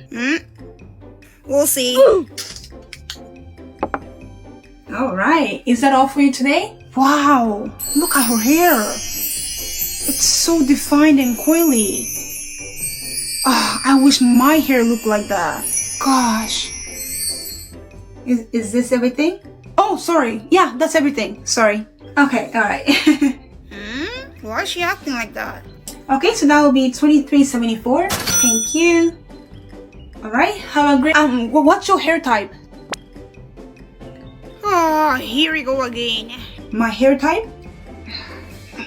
How many times is she gonna ask people this question? I think I'm type 4. Really? But she has movements and defined coils. And she's type 4? Hey, psst. Stop asking about her hair type. It doesn't matter. The hair typing chart is so subjective. Your idea of, let's say, type 4A may be her idea of type 4C. No, but I want this type of wash and go. Bruh. And you're not even helping. Instead of asking her about hair type, ask her about hair ID. What? What the heck is hair ID? Stop making stuff up. Shut up. She's looking at me. Sorry, I meant, what's your hair ID? Oh, my hair ID is HMFD4. What? H as in high porosity, M as in medium density, F as in fine strands, D as in dry scalp, and 4 as in coily texture. Okay. What are you confused about? She's explaining the features of her hair so that we can decide whether or not we can follow her hair care routine and to see whether or not we can achieve the, wash and go. Come on now. Knowing her hair porosity will allow you to see how long it took her to do her hair. Knowing her hair density and thickness will allow you to see what hair products she most likely used. Knowing her scalp condition will allow you to see how long she can go without washing her hair. And finally, knowing her curl texture will allow you to see what hair tools she usually uses for her hair. I'll give you more details once we get home, so stop looking confused. She's looking at you. Okay, shh, okay, hold on. Alright, thank you so... Hey, wait, hold on. HMFD4. Wait, we have the same hair ID. Oh, hey there, how are you? Wait, can she talk too? Alright, okay, thank you so much. Yeah, thank you for coming. Gosh. That's what I thought. Girl, we've been knowing how to draw. Beatboxing puppy. Huh? Girl. Is that what's happening? 100%. And what gave you the confidence? Delusion. Is that what? And then I go and spoil it all by saying something stupid like I love you. Sometimes I'll post pictures of me like 5 years ago before I started wearing a lot of makeup, and men will leave comments being like, "You're so much prettier without all that makeup on." And I'm like, sir, I am quite literally trying to turn my eyes into passion flowers right now. Do you think this is in order to attract a man? I promise you it's not. I promise you it's just because I really like passion flowers and I thought it would be cool. Sometimes let's put on this absolutely beautiful shade while we talk about a couple of things. Racism is such a powerful ideology that it can warp your perception of reality and convince you of things that are just objectively not true. It can make you look at a blush that was advertised as this on this darker skin model, and when I blend it out and it looks like this on me, you have to convince yourself that this looks beautiful. There are people in the comments of that video saying things like, she's nicer than Gloria. Finally, someone who's respectful about it. And I want you to know, the only reason that you think you like me more than Gloria, or the only reason why you feel like you liked my video more, is because I wasn't yelling. I wasn't mean about it. I wasn't angry. And isn't that crazy that even when I was as calm as I was, explaining everything, y'all will still look at the video of me showing that this does not work and convince yourself that it looks beautiful. Gorgeous. Also, I do put blush on my forehead too, so this is fair. I also want to clarify something I said in that last video. I said, I don't have a problem with a blush not working for me. You know, you got to get it how you get it. But don't advertise it as such.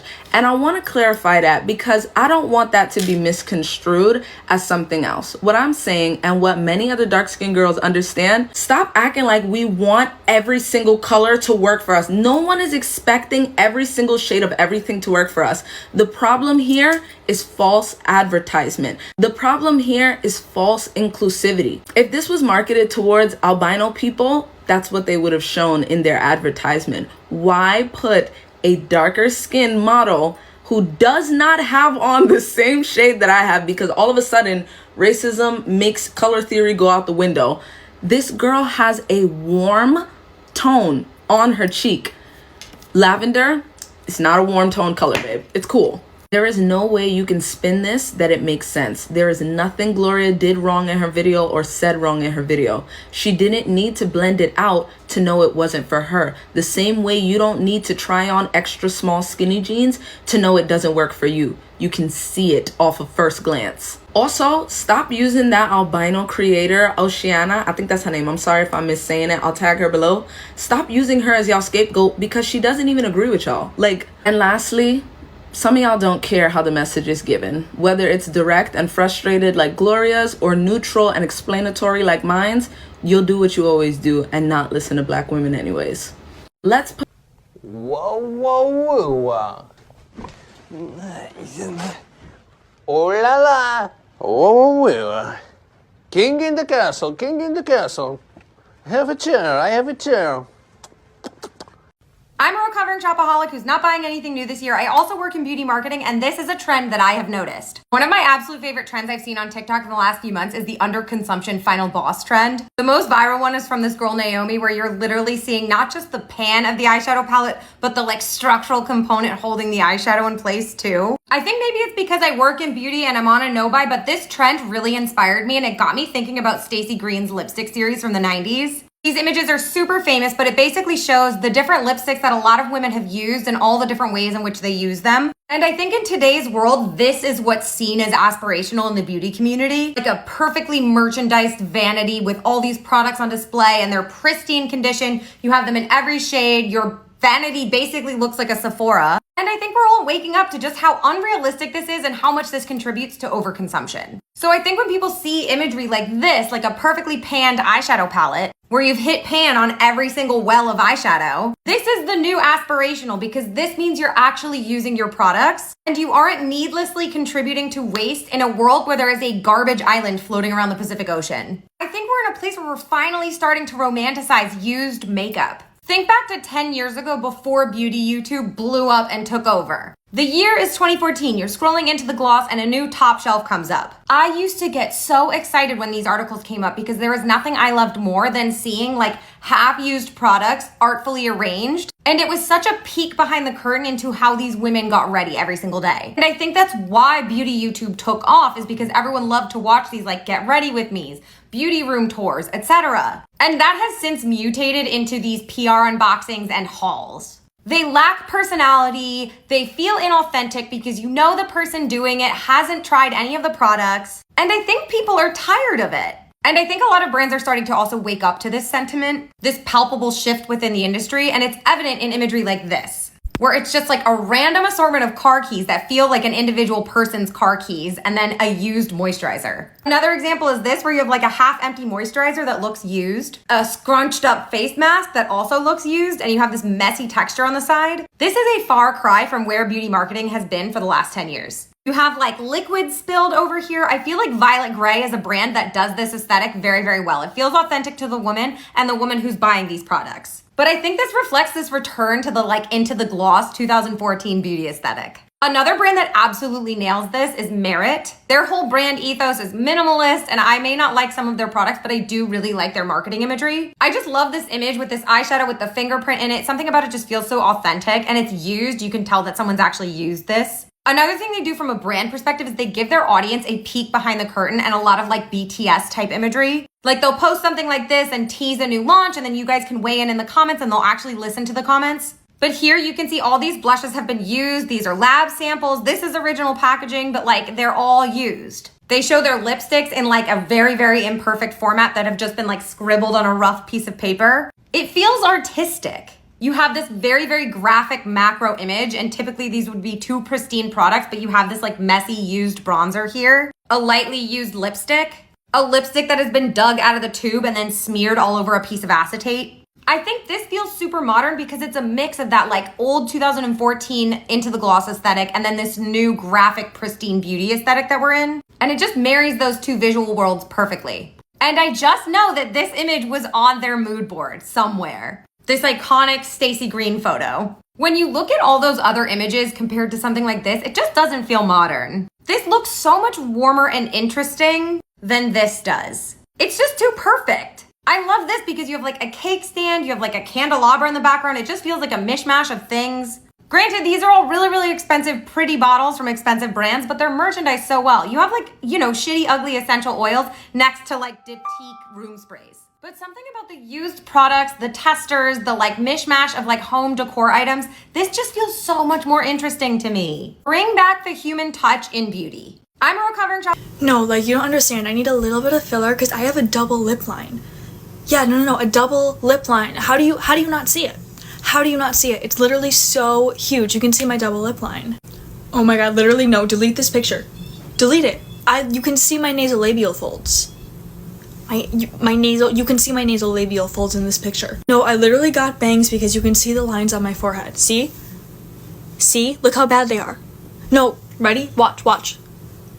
Ugh. No, I have to return the dress. I have to return the dress. Because it gives me fucking hip dips. You know, like, hip dips? It's disgusting. No woman should have them. Ugh! It's just my cortisol face. How am I supposed to go in public with cortisol face? I look disgusting. No, yeah, I'm just a classic case of bad facial features, bad facial harmony. You know, at least maybe if I had bad features but good harmony, I'd be okay. But like, I think it's just bad overall with the cortisol face especially too. Like, there's no escaping that. We're ready for some Black-owned makeup brands that are also watermelon safe. Get your little notebook. Also, these are brands that I feel like some of them might be a little bit more popular. Some of them you may have never heard of. I'm trying to give you a mixed bag here. One goal for me is to shop smaller businesses and to support BIPOC business owners because you guys are the ones that represent us, to be honest. And we're genuinely proud of these companies. So starting off with our first company, we have Relevant Skin. She has skincare, makeup, and fragrances. She has some lip glosses, some highlighters, some correctors, some concealer. A lot of things that I'm seeing on this brand that I would love to try. So Relevant Skin, think about checking them out. Next up, we have Bossy Cosmetics. I love that her cosmetic brand is inclusive, but also that they're cruelty-free and they're also Leaping Bunny certified. Next up, we have A+ Designs. She has gorgeous shades of blushes that I had my eyes on. She has lip oils, she has strip lashes, and she also has skincare stuff too. Check her out. Next is going to be a brand that I think a lot of you have heard, and that's Ame Cole. Super interested in trying it. They have their skin enhancing stick that I've seen a lot of people try out, and it looks so good. A lot of people said that their mascara was actually really good. So if you have been struggling to find a new mascara, give Ame Cole a try. The next brand on my list is LYS Beauty. And I know I'm going to say this about every single brand that I'm mentioning. It's because I'm like going through their products and I'm actually like looking at what they have. I'm looking at how people are reviewing it and like what it looks like on people's skin. And me, I'm a clean girly, not like clean aesthetic, but like I like to have clean products. So what I love about her is that she is on a mission to show that deep shade ranges, high quality performing products, and clean products can all exist in the same sentence. This is so hard because I want to try them all. My list. This is my list. So you may have heard me shout out Range Beauty a couple times, and the reason why is because I wish Range Beauty existed when I had the worst acne of my life. I had adult onset acne, and it literally drove me to the point where I took Accutane, which I wish that I didn't. I just spent so much time trying to cover up my acne, and I wasn't putting on products that were actually beneficial. So what I love about Range Beauty, it really considers the girls who have sensitive skin, eczema, who have acne prone skin. Those girls are really going to benefit from a beauty brand like Range Beauty. Next up, we have the lip bar. I love how people were like, please don't tell them about the lip bar because we want to keep it secret and quiet. I'm sorry. Lip bar was actually on Shark Tank. That's where I actually first ever heard of the lip bar as a brand. They didn't get a deal, and I'm pretty sure one of the sharks told them that they should just quit because they were gonna fail. Well, you were wrong. I've seen them at Target, so if you're looking for something that's like more accessible, like you don't have to order online, that you can just go and buy. Also, the lip bar owns Thread Cosmetics. Next up, we have Ava Beauty, which is by Francisca Francois. She is a Haitian cosmetologist with more than 10 years of experience, and she's the girl that you're gonna want to go to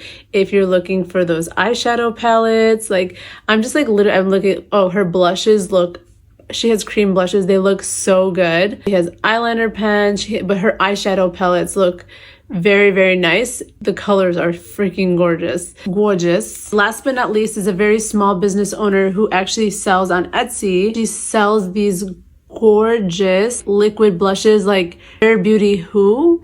Say that again, I don't know who that is. Fadilat Co. Her liquid blushes look 10 out of 10. I'm gonna have everyone tagged.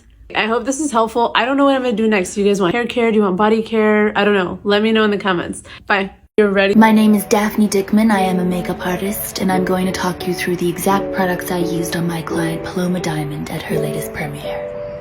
Okay, starting off with the base, we want to get that really beautiful, natural glow to the skin. Don't be afraid of freckles, imperfections. That's where you've been kissed by God. I take about half a pump of product. That's probably a bit too much. We just want to dot it around wherever you need it, okay? Of course, covering up any redness or blemishes, but not too much. Alright?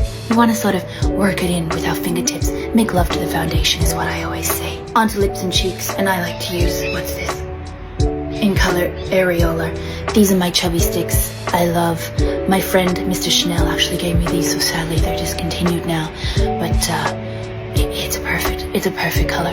And I like to not only use it for cheeks, you can use it for eyes, you can use it for lips.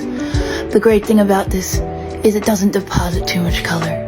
Okay, because there's nothing worse than overdoing it. You'll have to excuse the noise. I'm having renovations done at the moment. Onto eyes, and we are going to use this beautiful brown shade, okay? We just sort of tap it in the center there. That's all. And another one. And now, you blend. Again, always with the fingers. I hate all these brushes, these beauty blenders, whatever people are using these days. Fingers are our tools, so use them. And a bit there, you can do it under the eye, you can smudge. Okay, again, it doesn't matter what you've got, whatever works. You just want to be one with the product, alright? You work with it, it'll work with you. And that is the finished look. There it is. Hope you like it. These can't be the blushes y'all love. If she doesn't like it, I'm not wearing it, and I don't care. We need to start putting way more respect on Gloria's name, because one thing she will do for us is be the villain. When she says stuff like that, I always looking at her like, damn girl, like, you're not risking like brands getting mad at you and like maybe wanting to stop working with you and stuff. And it's like,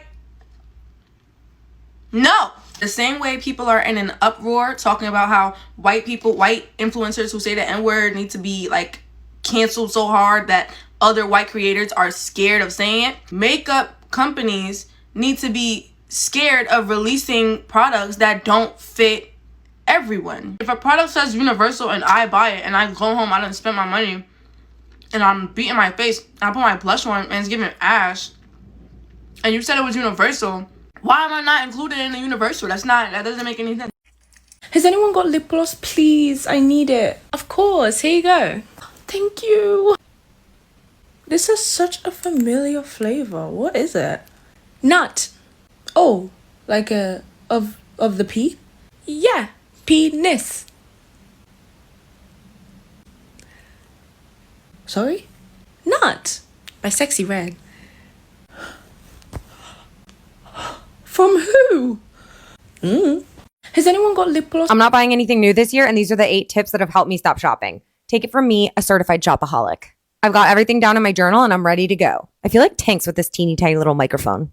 Tip number 1 is no window shopping whatsoever, not even online shopping. The reason for this is because when you're window shopping or online shopping or browsing sales, etc., even if it's just like you're not going to buy anything, whatever, you are subconsciously identifying items that you want to purchase and storing them in the back of your mind. When you are stressed out or depressed or anxious, your nervous system is going to seek to regulate itself externally. And how is it going to do that? Through a cheap dopamine hit in the form of a purchase of an item that is stored in your subconscious. Tip number 2 is to unfollow. Unfollow, mute, block, whatever you have to do. Any influencer that is causing you to make purchases needs to come off your feed. It is vitally important to remember the fact that a lot of these influencers, if they have a product on their feed, they are either gifted that item or they are being paid to have a positive opinion about it. There is a common expression, comparison is the thief of joy, and this is precisely how influencer marketing works. If you see someone who is perceived to have higher social currency than you are likely going to be influenced to make purchases based on what this person recommends. Our brains subconsciously want to achieve proximity to this person by making purchases. So you gotta stop looking at them. Tip number 3 is going to be shop your closet and shop your beauty stash. The way you're going to do this is by looking at sites like Pinterest for inspiration on how to put your items together in a way that you might not have done before. This is going to make your outfits feel new, fresh, and exciting. Additionally, for makeup looks, you're going to find cool inspiration and you're going to challenge yourself to try those looks. This is going to break you out of not only the style rut that you might be in, but it's also going to help you feel excited about the things that you already have. Tip number 4 seems straightforward, but it's actually pretty complicated.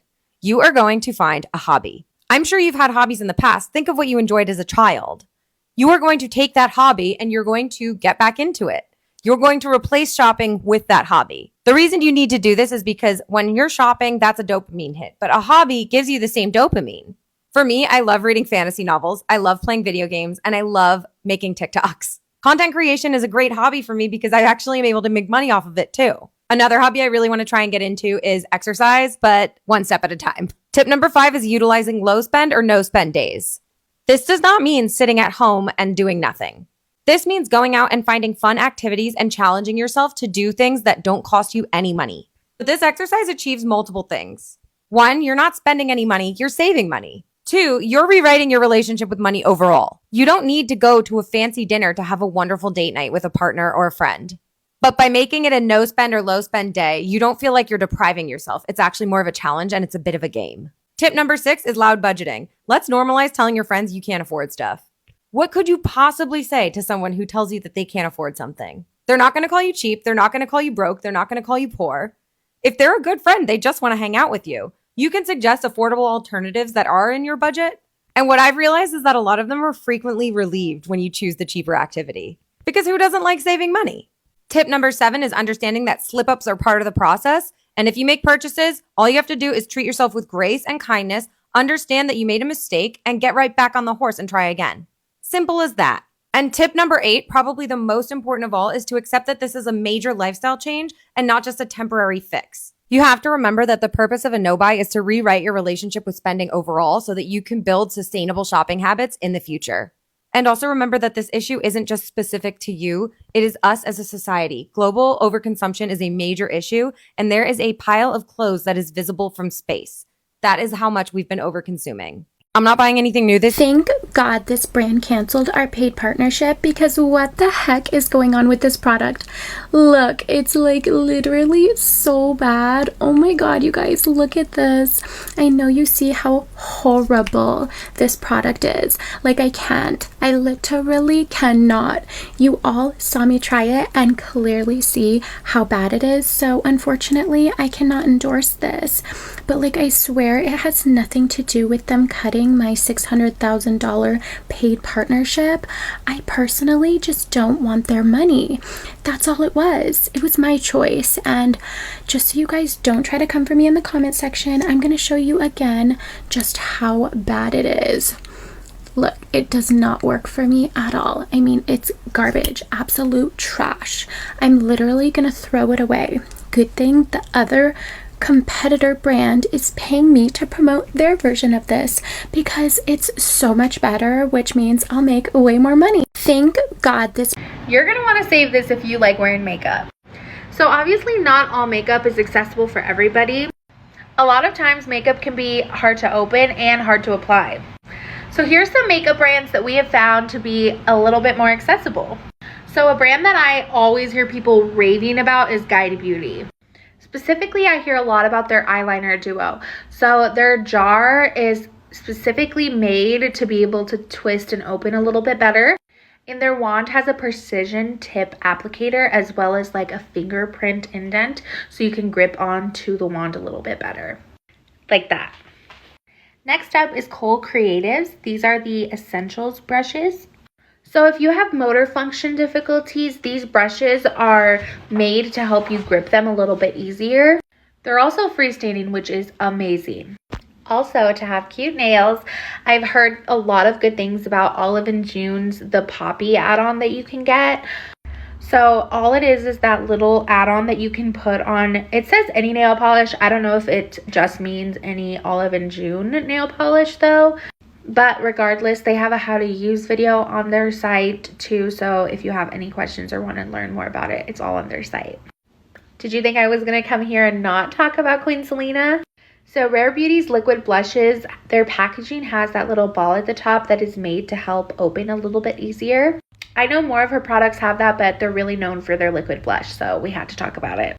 Anytime I see Selena talking about Rare Beauty, she's always talking about how she made the products with accessibility in mind, and that is something that every makeup brand should be doing. Should I do a part 2? Let me know.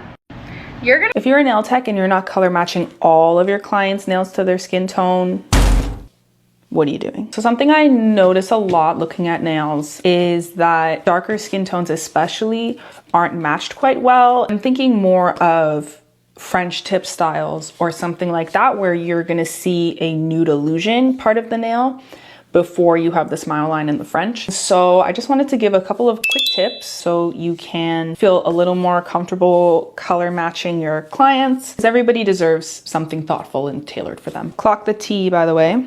Some people with lighter skin tones, a base like this works great where it matches completely with the actual color of their nail bed. But for darker skin people, I would say that that doesn't work as much. And a lot of complaints that I hear from clients is that the base that they're given by other nail techs is too light or too pink. As you get more brown skin tones, it's actually better to start matching closer to the skin rather than the nail bed. Not a lot of brands make deep enough nudes or sheers, but there are a few. This is one I really like to use. She's fabulous. This is what she looks like. I've used it a lot. And if I want something warmer, there are jelly colors that you can use.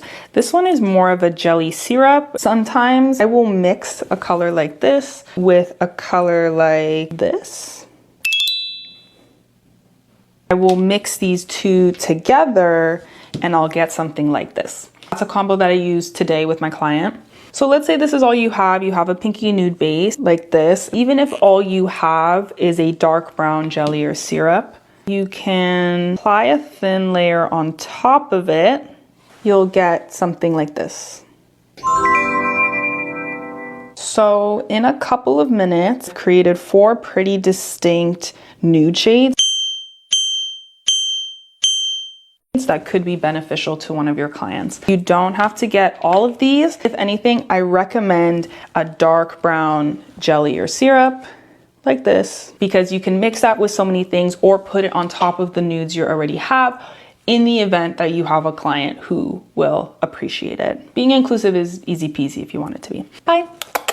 If you're a nail tech, so you want to wear bold, colorful eyeshadow this summer, but you don't know how, or bright colors are just a little intimidating to you. I got you. 3 of my favorite ways to wear colorful eyeshadow confidently. The classic colorful wing. It's a go-to. Grab your palette, go to that scary color that you never use. Let's do the screen. With an angled brush, I'm just gonna grab the color and I'm just gonna draw a wing. Not a big wing, just a medium-sized Wing. This is the easiest way to wear colorful eyeshadow. If a wing is your everyday thing, there you go. There's your pop. With a peachy gloss, so pretty. The reverse wing. A wing, but on the lower lash line. I love this kind of look. Simple, but summery. The next one is my favorite. The wraparound. One color wrapped around your entire eye. With a flat brush, pick up some color. You just want to keep it really close to your lash line. That's what makes it the most wearable. The key is to stamp it on right at the lid, not into the crease, and bring it under. You can do this with any color, but I love the purple. It is just everything. Pair a colorful eye with dewy skin and you're summer ready. Which style was your fave? Comment below. Here are 5 Black-owned beauty brands you should check out. What makes Juvia's Place stand out among some of the other brands is definitely the packaging. It has this beautiful African artwork, and it's a great brand if you're just starting off in makeup because they would have everything that you would need. So a fun fact about the lip bar, they were actually featured on Shark Tank, and although they were rejected, this brand has been very successful and can be found in retailers such as Target, Meijer, Walmart, and CVS. Fenty Beauty is definitely one of my favorite celebrity brands and one of the fewer brands where I find myself repurchasing, and that item for me is the Gloss Bomb. It's really that good. If you're someone who likes luxury makeup and special collections, I would definitely recommend Pat McGrath Labs. She is a working makeup artist and always has new and innovative products. Danessa Myricks is another makeup artist with a great makeup line, and I really love when makeup artists come out with makeup lines because they are actual working professionals, so they know what the market needs. So if you tried any of these brands or want to try, let me know.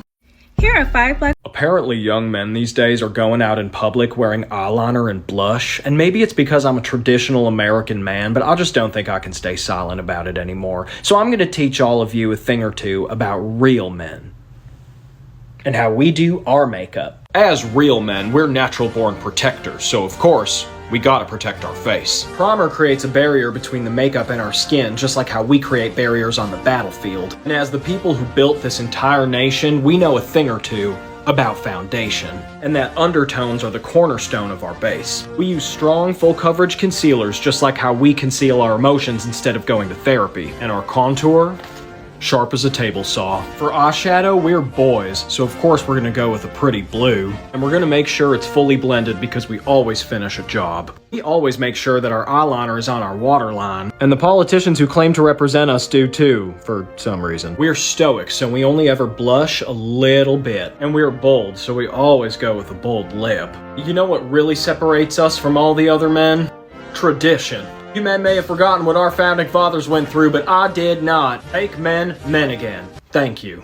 Apparently young men these days are going out in public wearing eyeliner and blush, and maybe it's because I'm a traditional American. 3 hard truths I had to come to terms with when I realized I was a shopaholic. For those of you who don't know me, hey, my name's Christina. I used to be a full-blown shopaholic and in over $120,000 of student loan debt that I never could really get out from underneath of because of my bad shopping habits. Today I'm debt-free, and I've found ways to heal my relationship with money and with shopping by coming to terms with some of these things.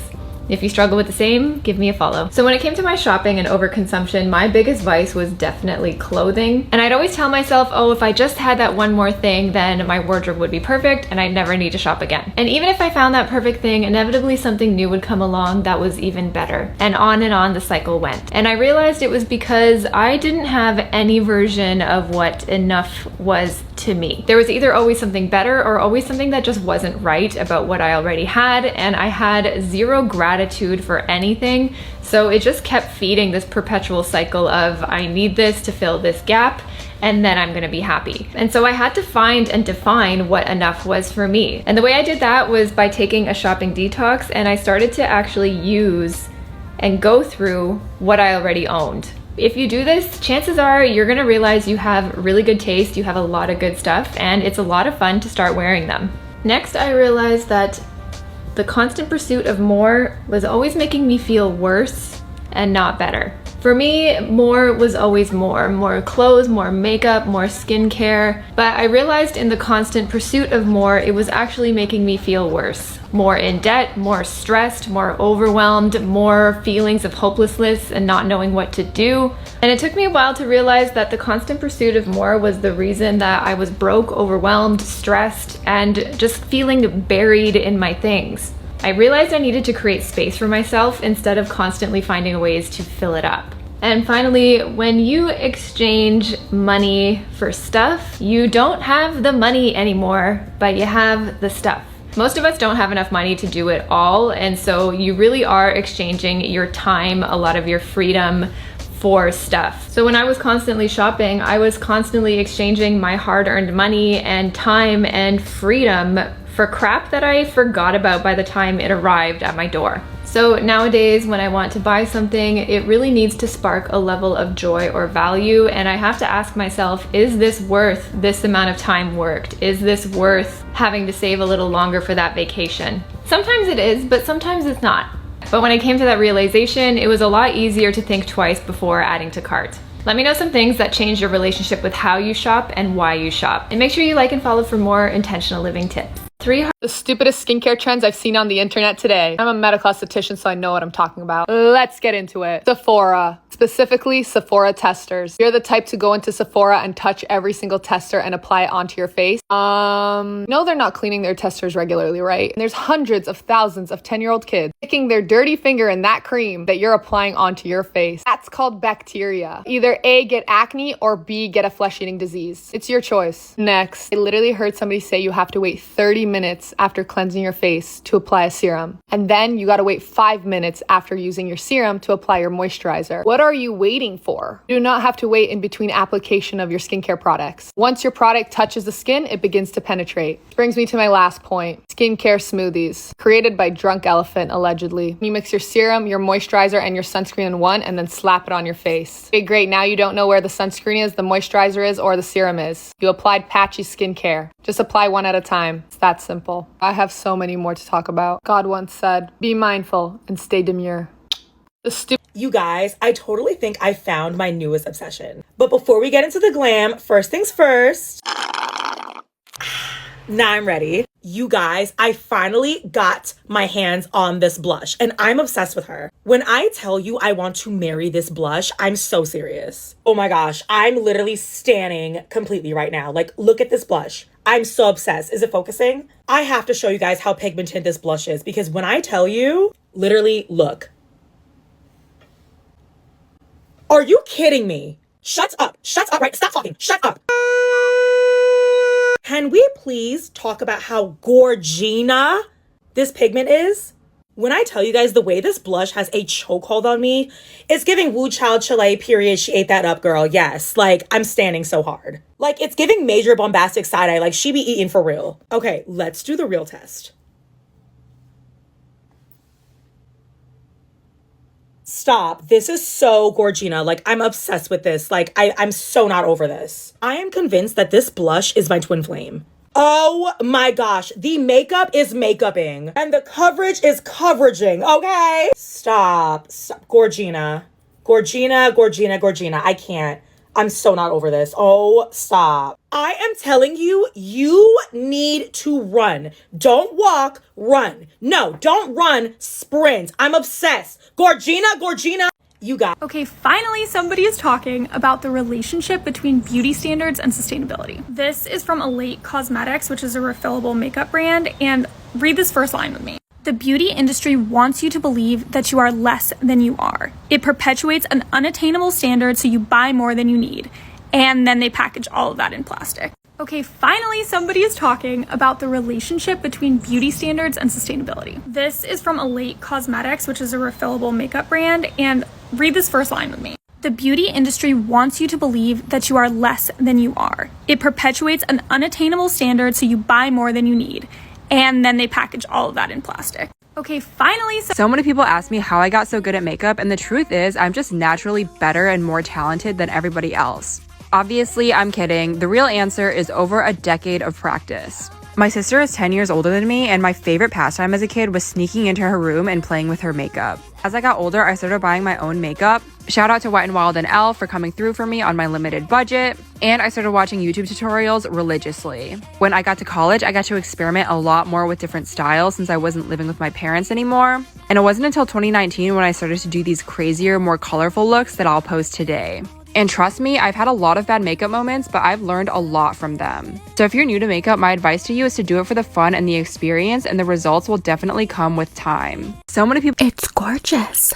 No wonder this product is always sold out. Seriously, when were you guys gonna tell me how amazing this is? Literally, look at the difference. I mean, the pigment in this thing is crazy. But don't worry, guys, this is not sponsored. It's just my real, true, honest opinion. But like, I am obsessed with this company, and I will tag them just in case they do want to sponsor me. Wow, I cannot believe the amount of pigment that came out of this highlighter. I am shook. What do you guys think? Should I put some on my nose? Of course I'm gonna. Beautiful. I just love a good sculpted highlighted nose. What do you guys think? Comment down below which highlighter you think I should try next. Don't forget to tag the brand just in case they do want to sponsor me. It's gorgeous. Let's do your makeup today, love. Foundation.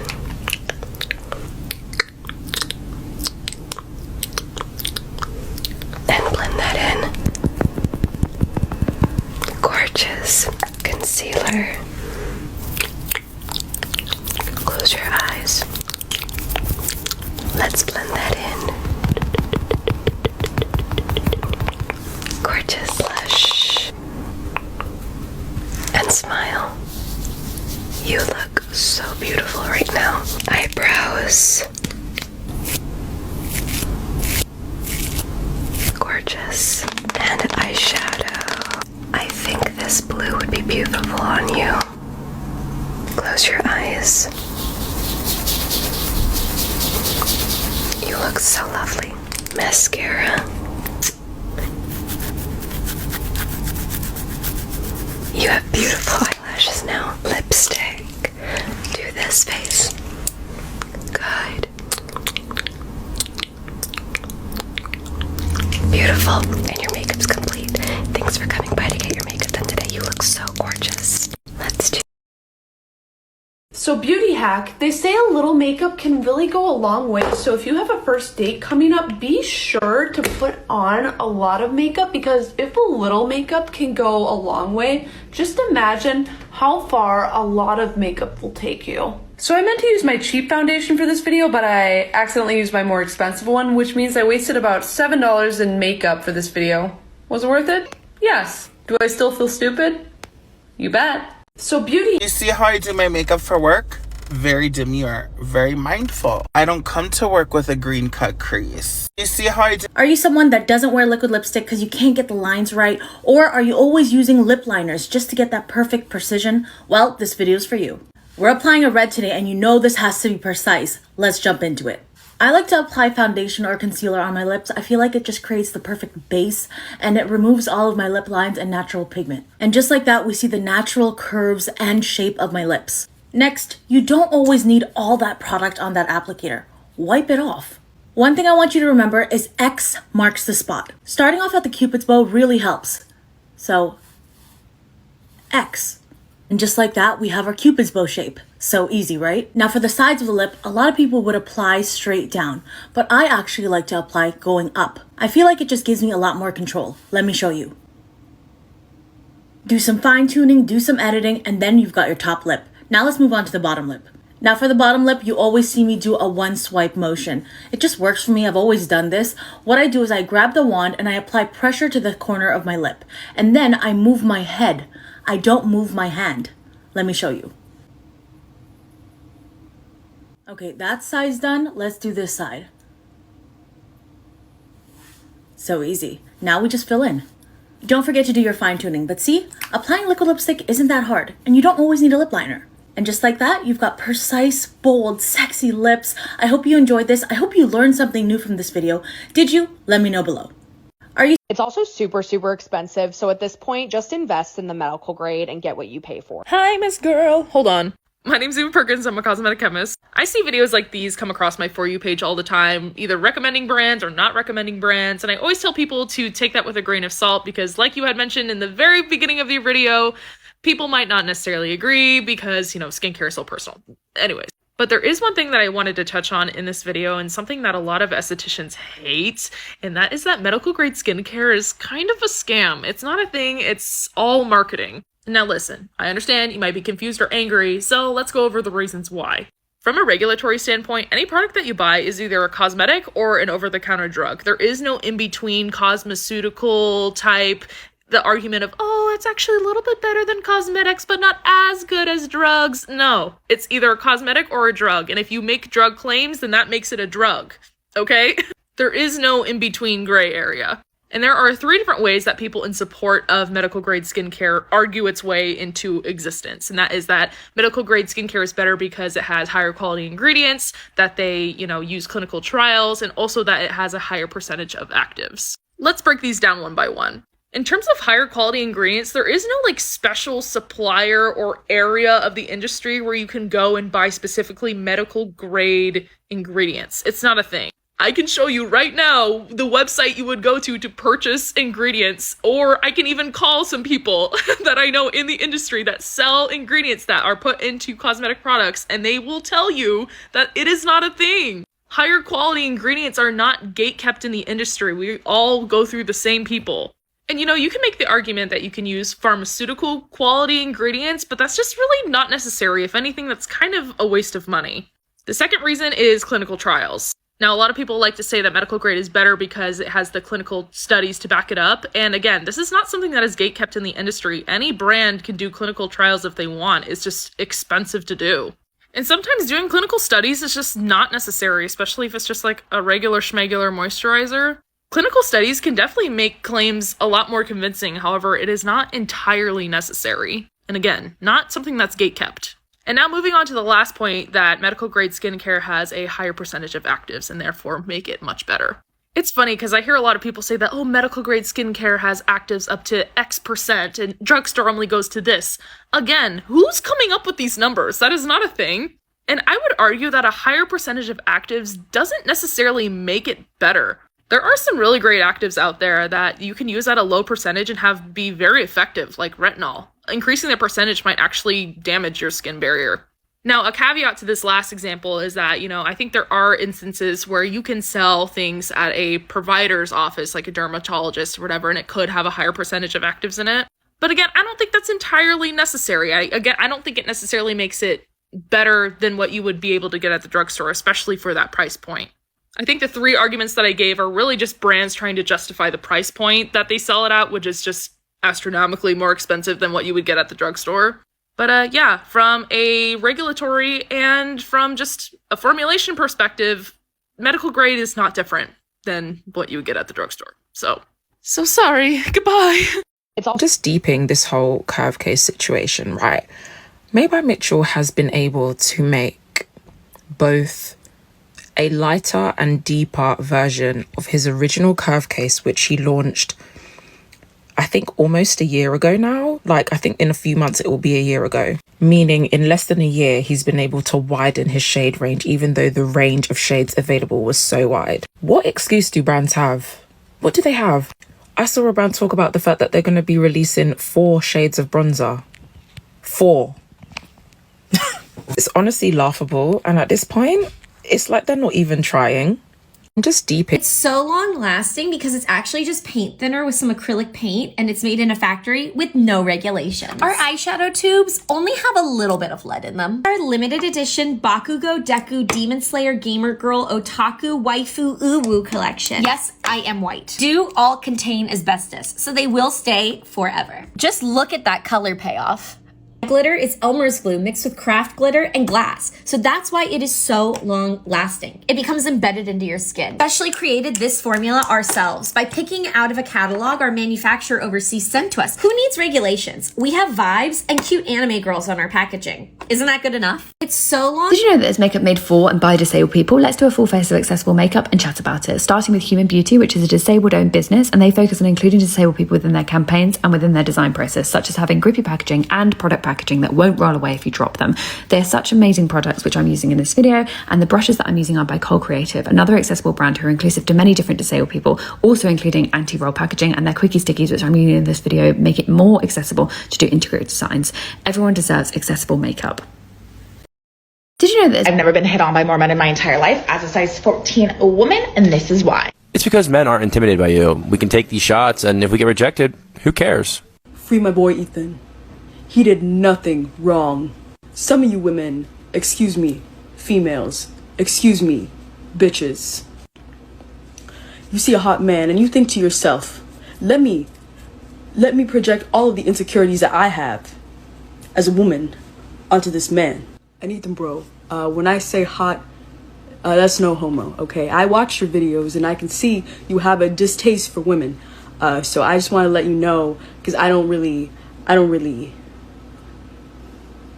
I think a lot of the times women make the mistake of thinking that we as men look at them as more than just objects. And bro, I do the same thing. I go to the club, I look at a woman's waist, I estimate her inseam.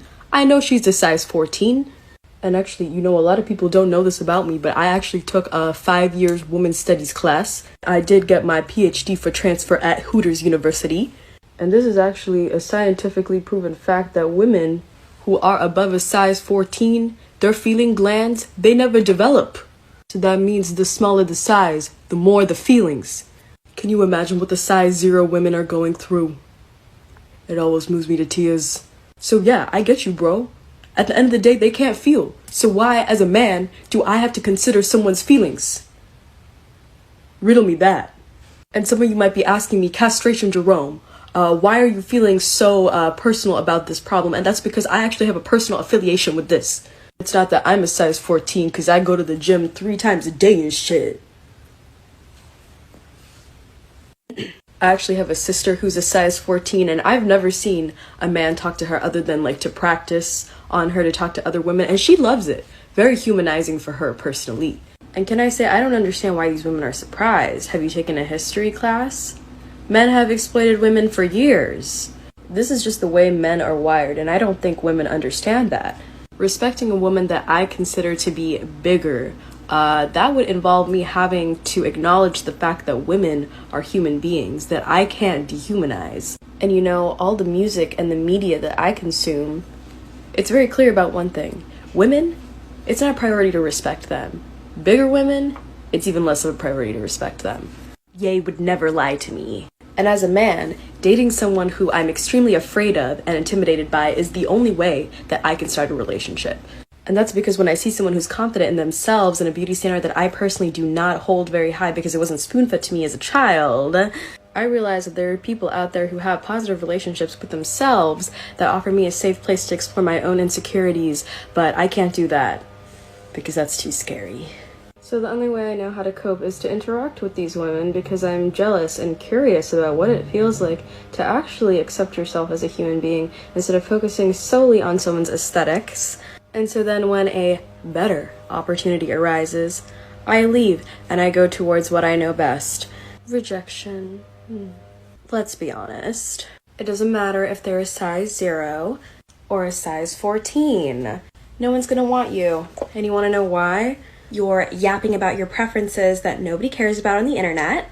I told my friend, why don't we charge the girls $100 each? Like, surely they can pay a little bit. But they said that if we did that, they wouldn't come and they would join some other boat. While also letting people know publicly that you have to pay to get women to hang out with you. So maybe less talky about women on the internet that would never breathe the same air as you, and more call your insurance company to find out how much your therapy copay is gonna be. Okay. Mwah. Bye. I've never been. Something no one talks about is what I call a case of wrinkly butthole lips. This is a liquid lipstick that everyone knows and loves, but when I wear it, emphasizes the crevices that are on my lips. I don't hate it, but I have found a solution for the wrinkly butthole lip syndrome. So if you suffer from it too, you might want to give these a shot. These are matte velvet liquid lipsticks, and they're really popular in K-beauty and C-beauty. They're usually matte, but really comfortable to wear on the lips. Because they have a lot of silicone in them, it fills in the crevices my lips have, kind of the same way pore filling primers do. These are some of my favorites, and they all have such an amazing shade range, and they're hyper pigmented. Like, get into this Fenty Beauty one. If you're looking for a matte liquid lipstick without looking dry or wrinkly, I highly recommend you try these. It's something What are you doing? What are you doing? Nothing. Me? Just hanging around. What are you doing? I hate to admit a man made me laugh during Women's History Month, but this comment was too funny. Because who's the real weirdo in this situation? The man trying to rub their spit-soaked hands on a stranger's face, or someone with fake eyebrows? Anyway, you're going to need something stronger than that to get these brows off. I hate Gryffindor! Slytherin! Hufflepuff! Ravenclaw! I work in cosmetic packaging. Let's talk about this hot mess. Many mattifying makeup sprays have a small amount of powder in them, which unfortunately can accumulate at the very bottom of the bottle, which is why it's so important to shake before use. However, this woman specifically states in her video that she shook that makeup setting spray very well before applying, which leads me to think that this may actually be an issue due to the mister. Misters all have their own spray patterns, some of which are incredibly fine, and others feel like you're getting sprayed in the face with a water gun. Due to the very obvious water droplets on this woman's face, I wonder if this mister doesn't have a spray pattern that's fine enough to evenly distribute the makeup setting spray onto the face. I work in Alright, who would like to avoid wasting money on skincare? Cool, grab some pen and paper because class is now in session. There's a concept in cosmetics called the 1% line. Basically, everything to the right of this line is under 1% concentration. This is important because if you're paying a lot of money on active ingredients like vitamin C or niacinamide, and it's to the right of that line, then it's not really in your formula and it's basically a waste of money. Now, this line is based on the idea that ingredients are listed in order from greatest to least concentration. So everything to the right side of this line is under 1% concentration. Last week, one of my followers emailed me asking about this product called the Golden Booster Vitamin C Brightening Serum. So let's go check it out. They have in the ingredients a version of vitamin C called ascorbyl palmitate. Not the best form, but still vitamin C. However, I noticed looking at the ingredients, it is below the 1% line. How do I know that? Xanthan gum. Unless your product is really viscous and thick and like a gel, xanthan gum or any gum for that matter will rarely ever be above 1% because it'll be really tacky, sticky, and kind of hard to flow out. If it's a very fluid formula, that's a good indicator to know that that ingredient is below 1%. Another indicator is phenoxyethanol. Phenoxyethanol is the go-to preservative for most cosmetics now because it's the greener alternative to parabens. There is a legal limit in EU and FDA that phenoxyethanol can never be above 1% concentration. So for a fact, if you see that ingredient, everything to the right of that is below 1%. Here's where it gets tricky though. Anything under 1% does not have to always be listed in order from greatest to least concentration. Brands can float those ingredients in whatever order they'd like. So what they often do is move phenoxyethanol to the bottom of the ingredient list and float the extracts to the top just to make it look better for the ingredient list. But there's a trick to that too. Extracts in general are not going to be above 1%. Extracts, essential oils, fragrances, rarely above 1%, especially for face products. For one, it gets irritating. And two, extracts are expensive and not always stable. And most cosmetic formulas are shelf stable. So if you see any extract, essential oil, fragrance, assume that is below 1%. So any active ingredient to the right side of that is marketing level and not actually there at use level. Follow me for more tips and tricks. This nail hack took me over a year to figure out, but I'm gonna give it to you in under a minute. If you want to get into painting 3D characters but don't know where to start, try the light, medium, dark system. Identify these 3 different tones on your reference photo and try your best to color match them with gel polish. Next, I'm gonna grab my favorite 3D character art brush and lay down a thin layer of the medium tone. Now here's the trick. Without curing this layer, go ahead and wet blend your darks and lights. The brush I'm using is specifically designed for this type of intense blending because you really have to push the colors into one another. Once you're done, go ahead and cure that layer because we need to bump up the contrast. I'm gonna go back and reinforce all the areas of light and dark. And flip to the other side of my brush to gently buff out the gel. Look at that finish. It looks melted and we hardly put any polish on the nail at all. I know 3D characters seem intimidating, but if you can break each area of color down to light, medium, and dark, it somehow becomes a lot more accessible. And just like that, we painted a photo real Monster High doll. Let me know what you think and follow me for crazy nails. This nail hack. Baby, I got you! I'm gonna be teaching you how to hide your hair underneath the wig cap without braids. how to glue on your wig cap, and how to glue on a wig. Just the basic steps though. Let's get started. Here's the length of my hair. You want to damp your hair. Brush your hair back into a low ponytail. Spray with Got2b glue. Push as much hair back you can. You're going to want to get regular Got2b glue.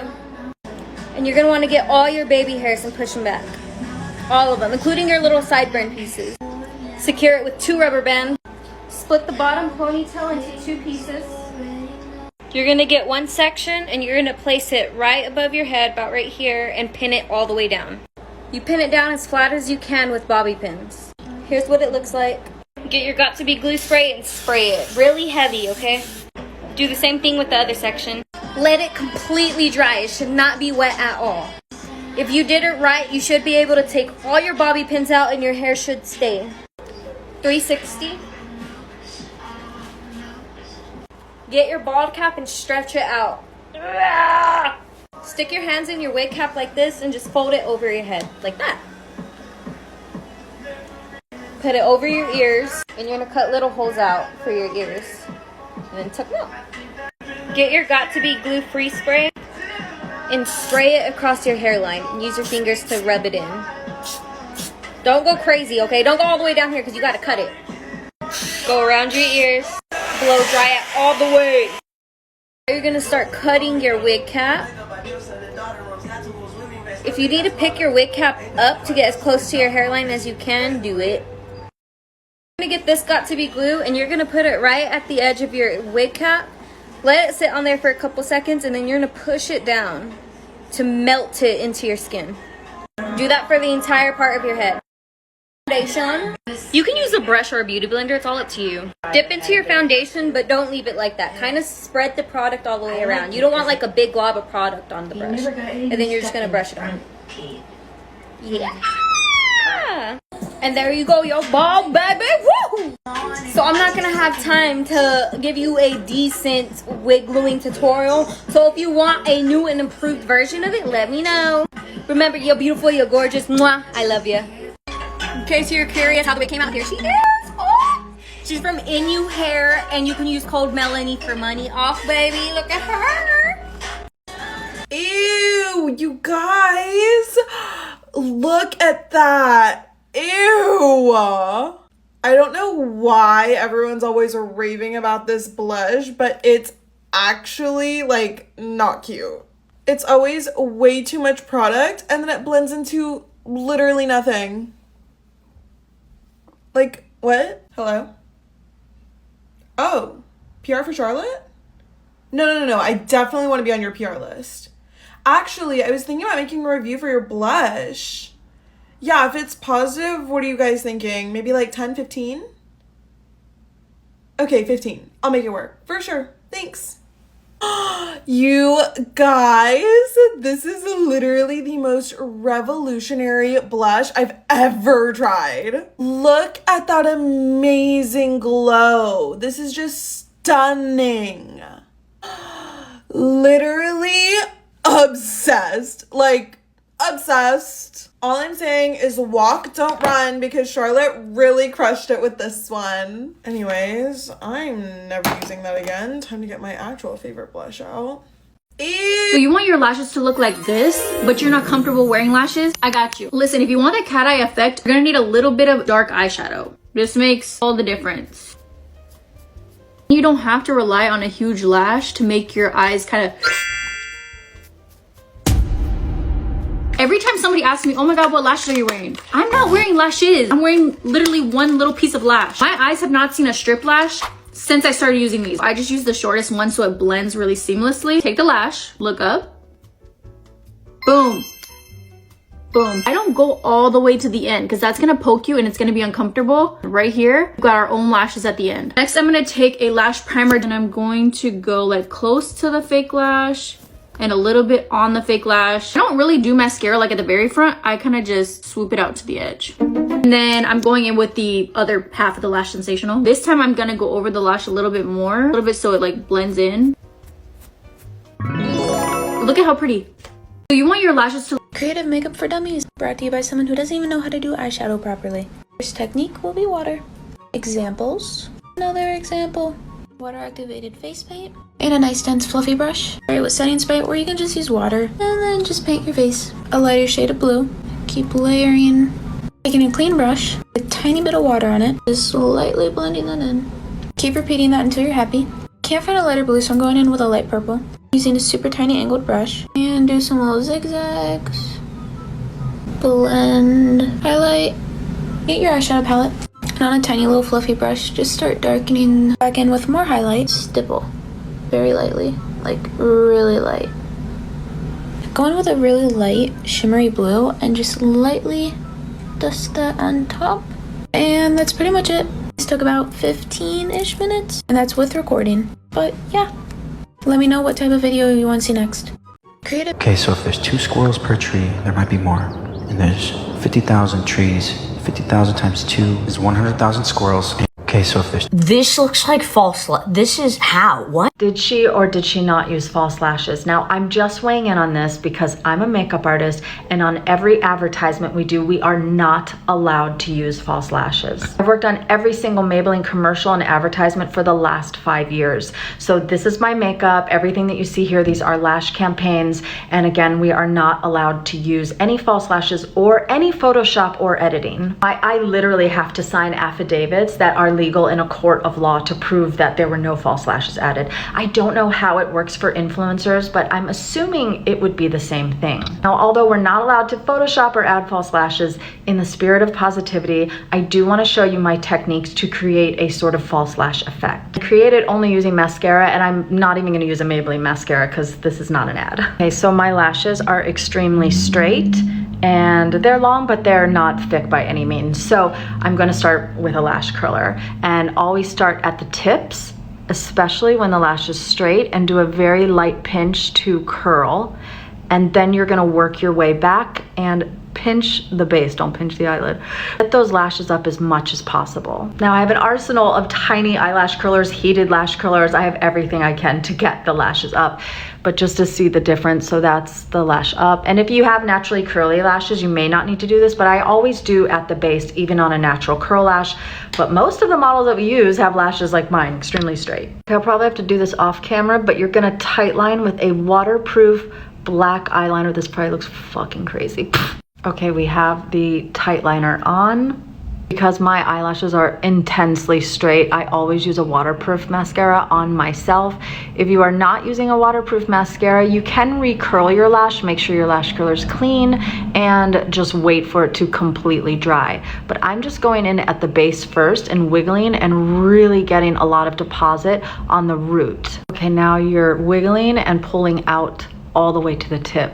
And you keep doing this, but you're gonna see some clumps. So now I come in with a lash comb, and I will comb through the lashes, and I will repeat these steps about 3 times until they're perfect. I'm gonna do that because I'm running out of time. Okay, I've added some on the bottom, and I'll take that lash comb, and when I'm on set, I will go in and physically separate each lash, because sometimes you turn and they stick together. So I'm always there to make sure that they look perfect. Now I also love to take the tip and just add extra on the very outer corners. Okay, I've just cleaned up any mess, but this is what the difference looks like. I'm gonna put mascara on this eye without any of the tools and see what that looks like. Just wanna get a close-up of the lashes. And that's the difference with just putting mascara on. This looks...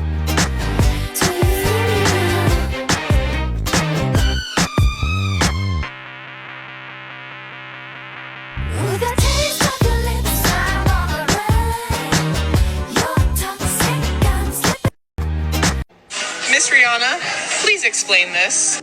Shade 1. What is that? Different person. And this is it on me.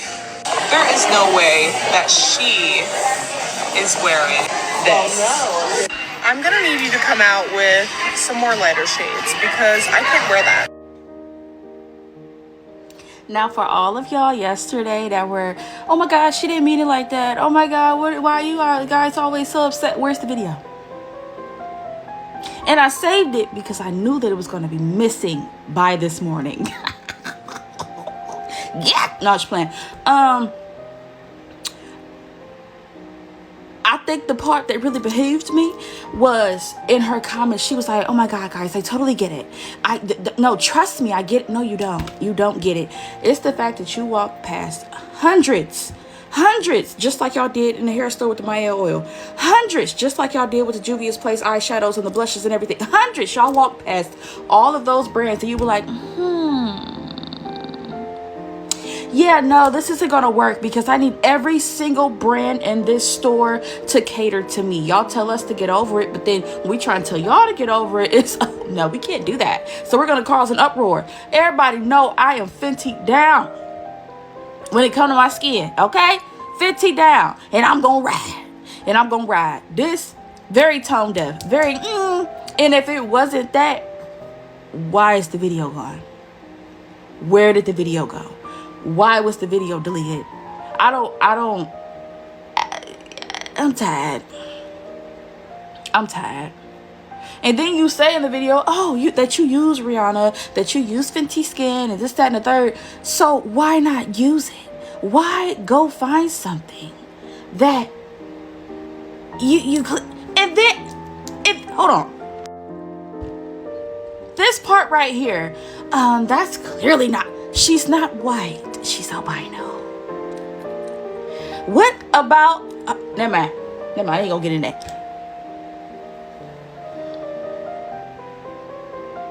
Am I tripping? Am I tripping?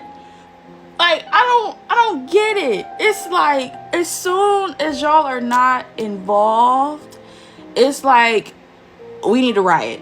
We need to riot because there's no way that anything on this earth is not gonna include me. Euphoria made sure that we never came back. Okay? Mael changed their hair oil. I got both bottles. Old and new. Why are we rinsing out oil after we use it? What? Because of y'all. So, once again, go use all those other hundreds of brands that you have to use. Can we have one thing? One thing. Do y'all not realize that Rihanna is black? Now you have these other brands. Oh, we wanted to try it out on our fair skin demographic first before we made any darker shades. So what if Rihanna was doing the same thing except opposite? What if she wanted to try out on us first before she went into detail and making it for y'all? Y'all know she black. Forget it. Wait, maybe the color of her eyes is throwing y'all off. I don't know. We messed up with shade 600, which is why we're introducing shade negative 600. We have no idea what an actual human person looks like, so we're just giving it our best shot. Just like shade 600, shade negative 600 has no undertones at all, or tones. It's just pure white. What, you want us to make actual shades for human skin? Ugh, sorry, can't do it. Just take this pH blush gimmick and move on. Color match on fleek. This looks good. I look really good. My foundation's amazing. It's perfect for clowns like us. And now you can be one too with shade negative 600. Beauty is for everyone. Well, really it's not, but that's our slogan and you guys won't shut up about it, so here you go. Humans can use this, okay? Human skin is this color, okay? We messed up. Why do people care so much about red lip philosophy? Maybe because humans have been wearing red lips since 3500 BC, and there's this undeniable magnetism to this beauty staple across cultures. Maybe because to wear a red lip is to wield power. And yeah, it's been associated with royalty and social status, but more importantly, in this day and age, it's associated with confidence. The moment you wear a red lip for the first time, it just creates this emotionally significant visual in your head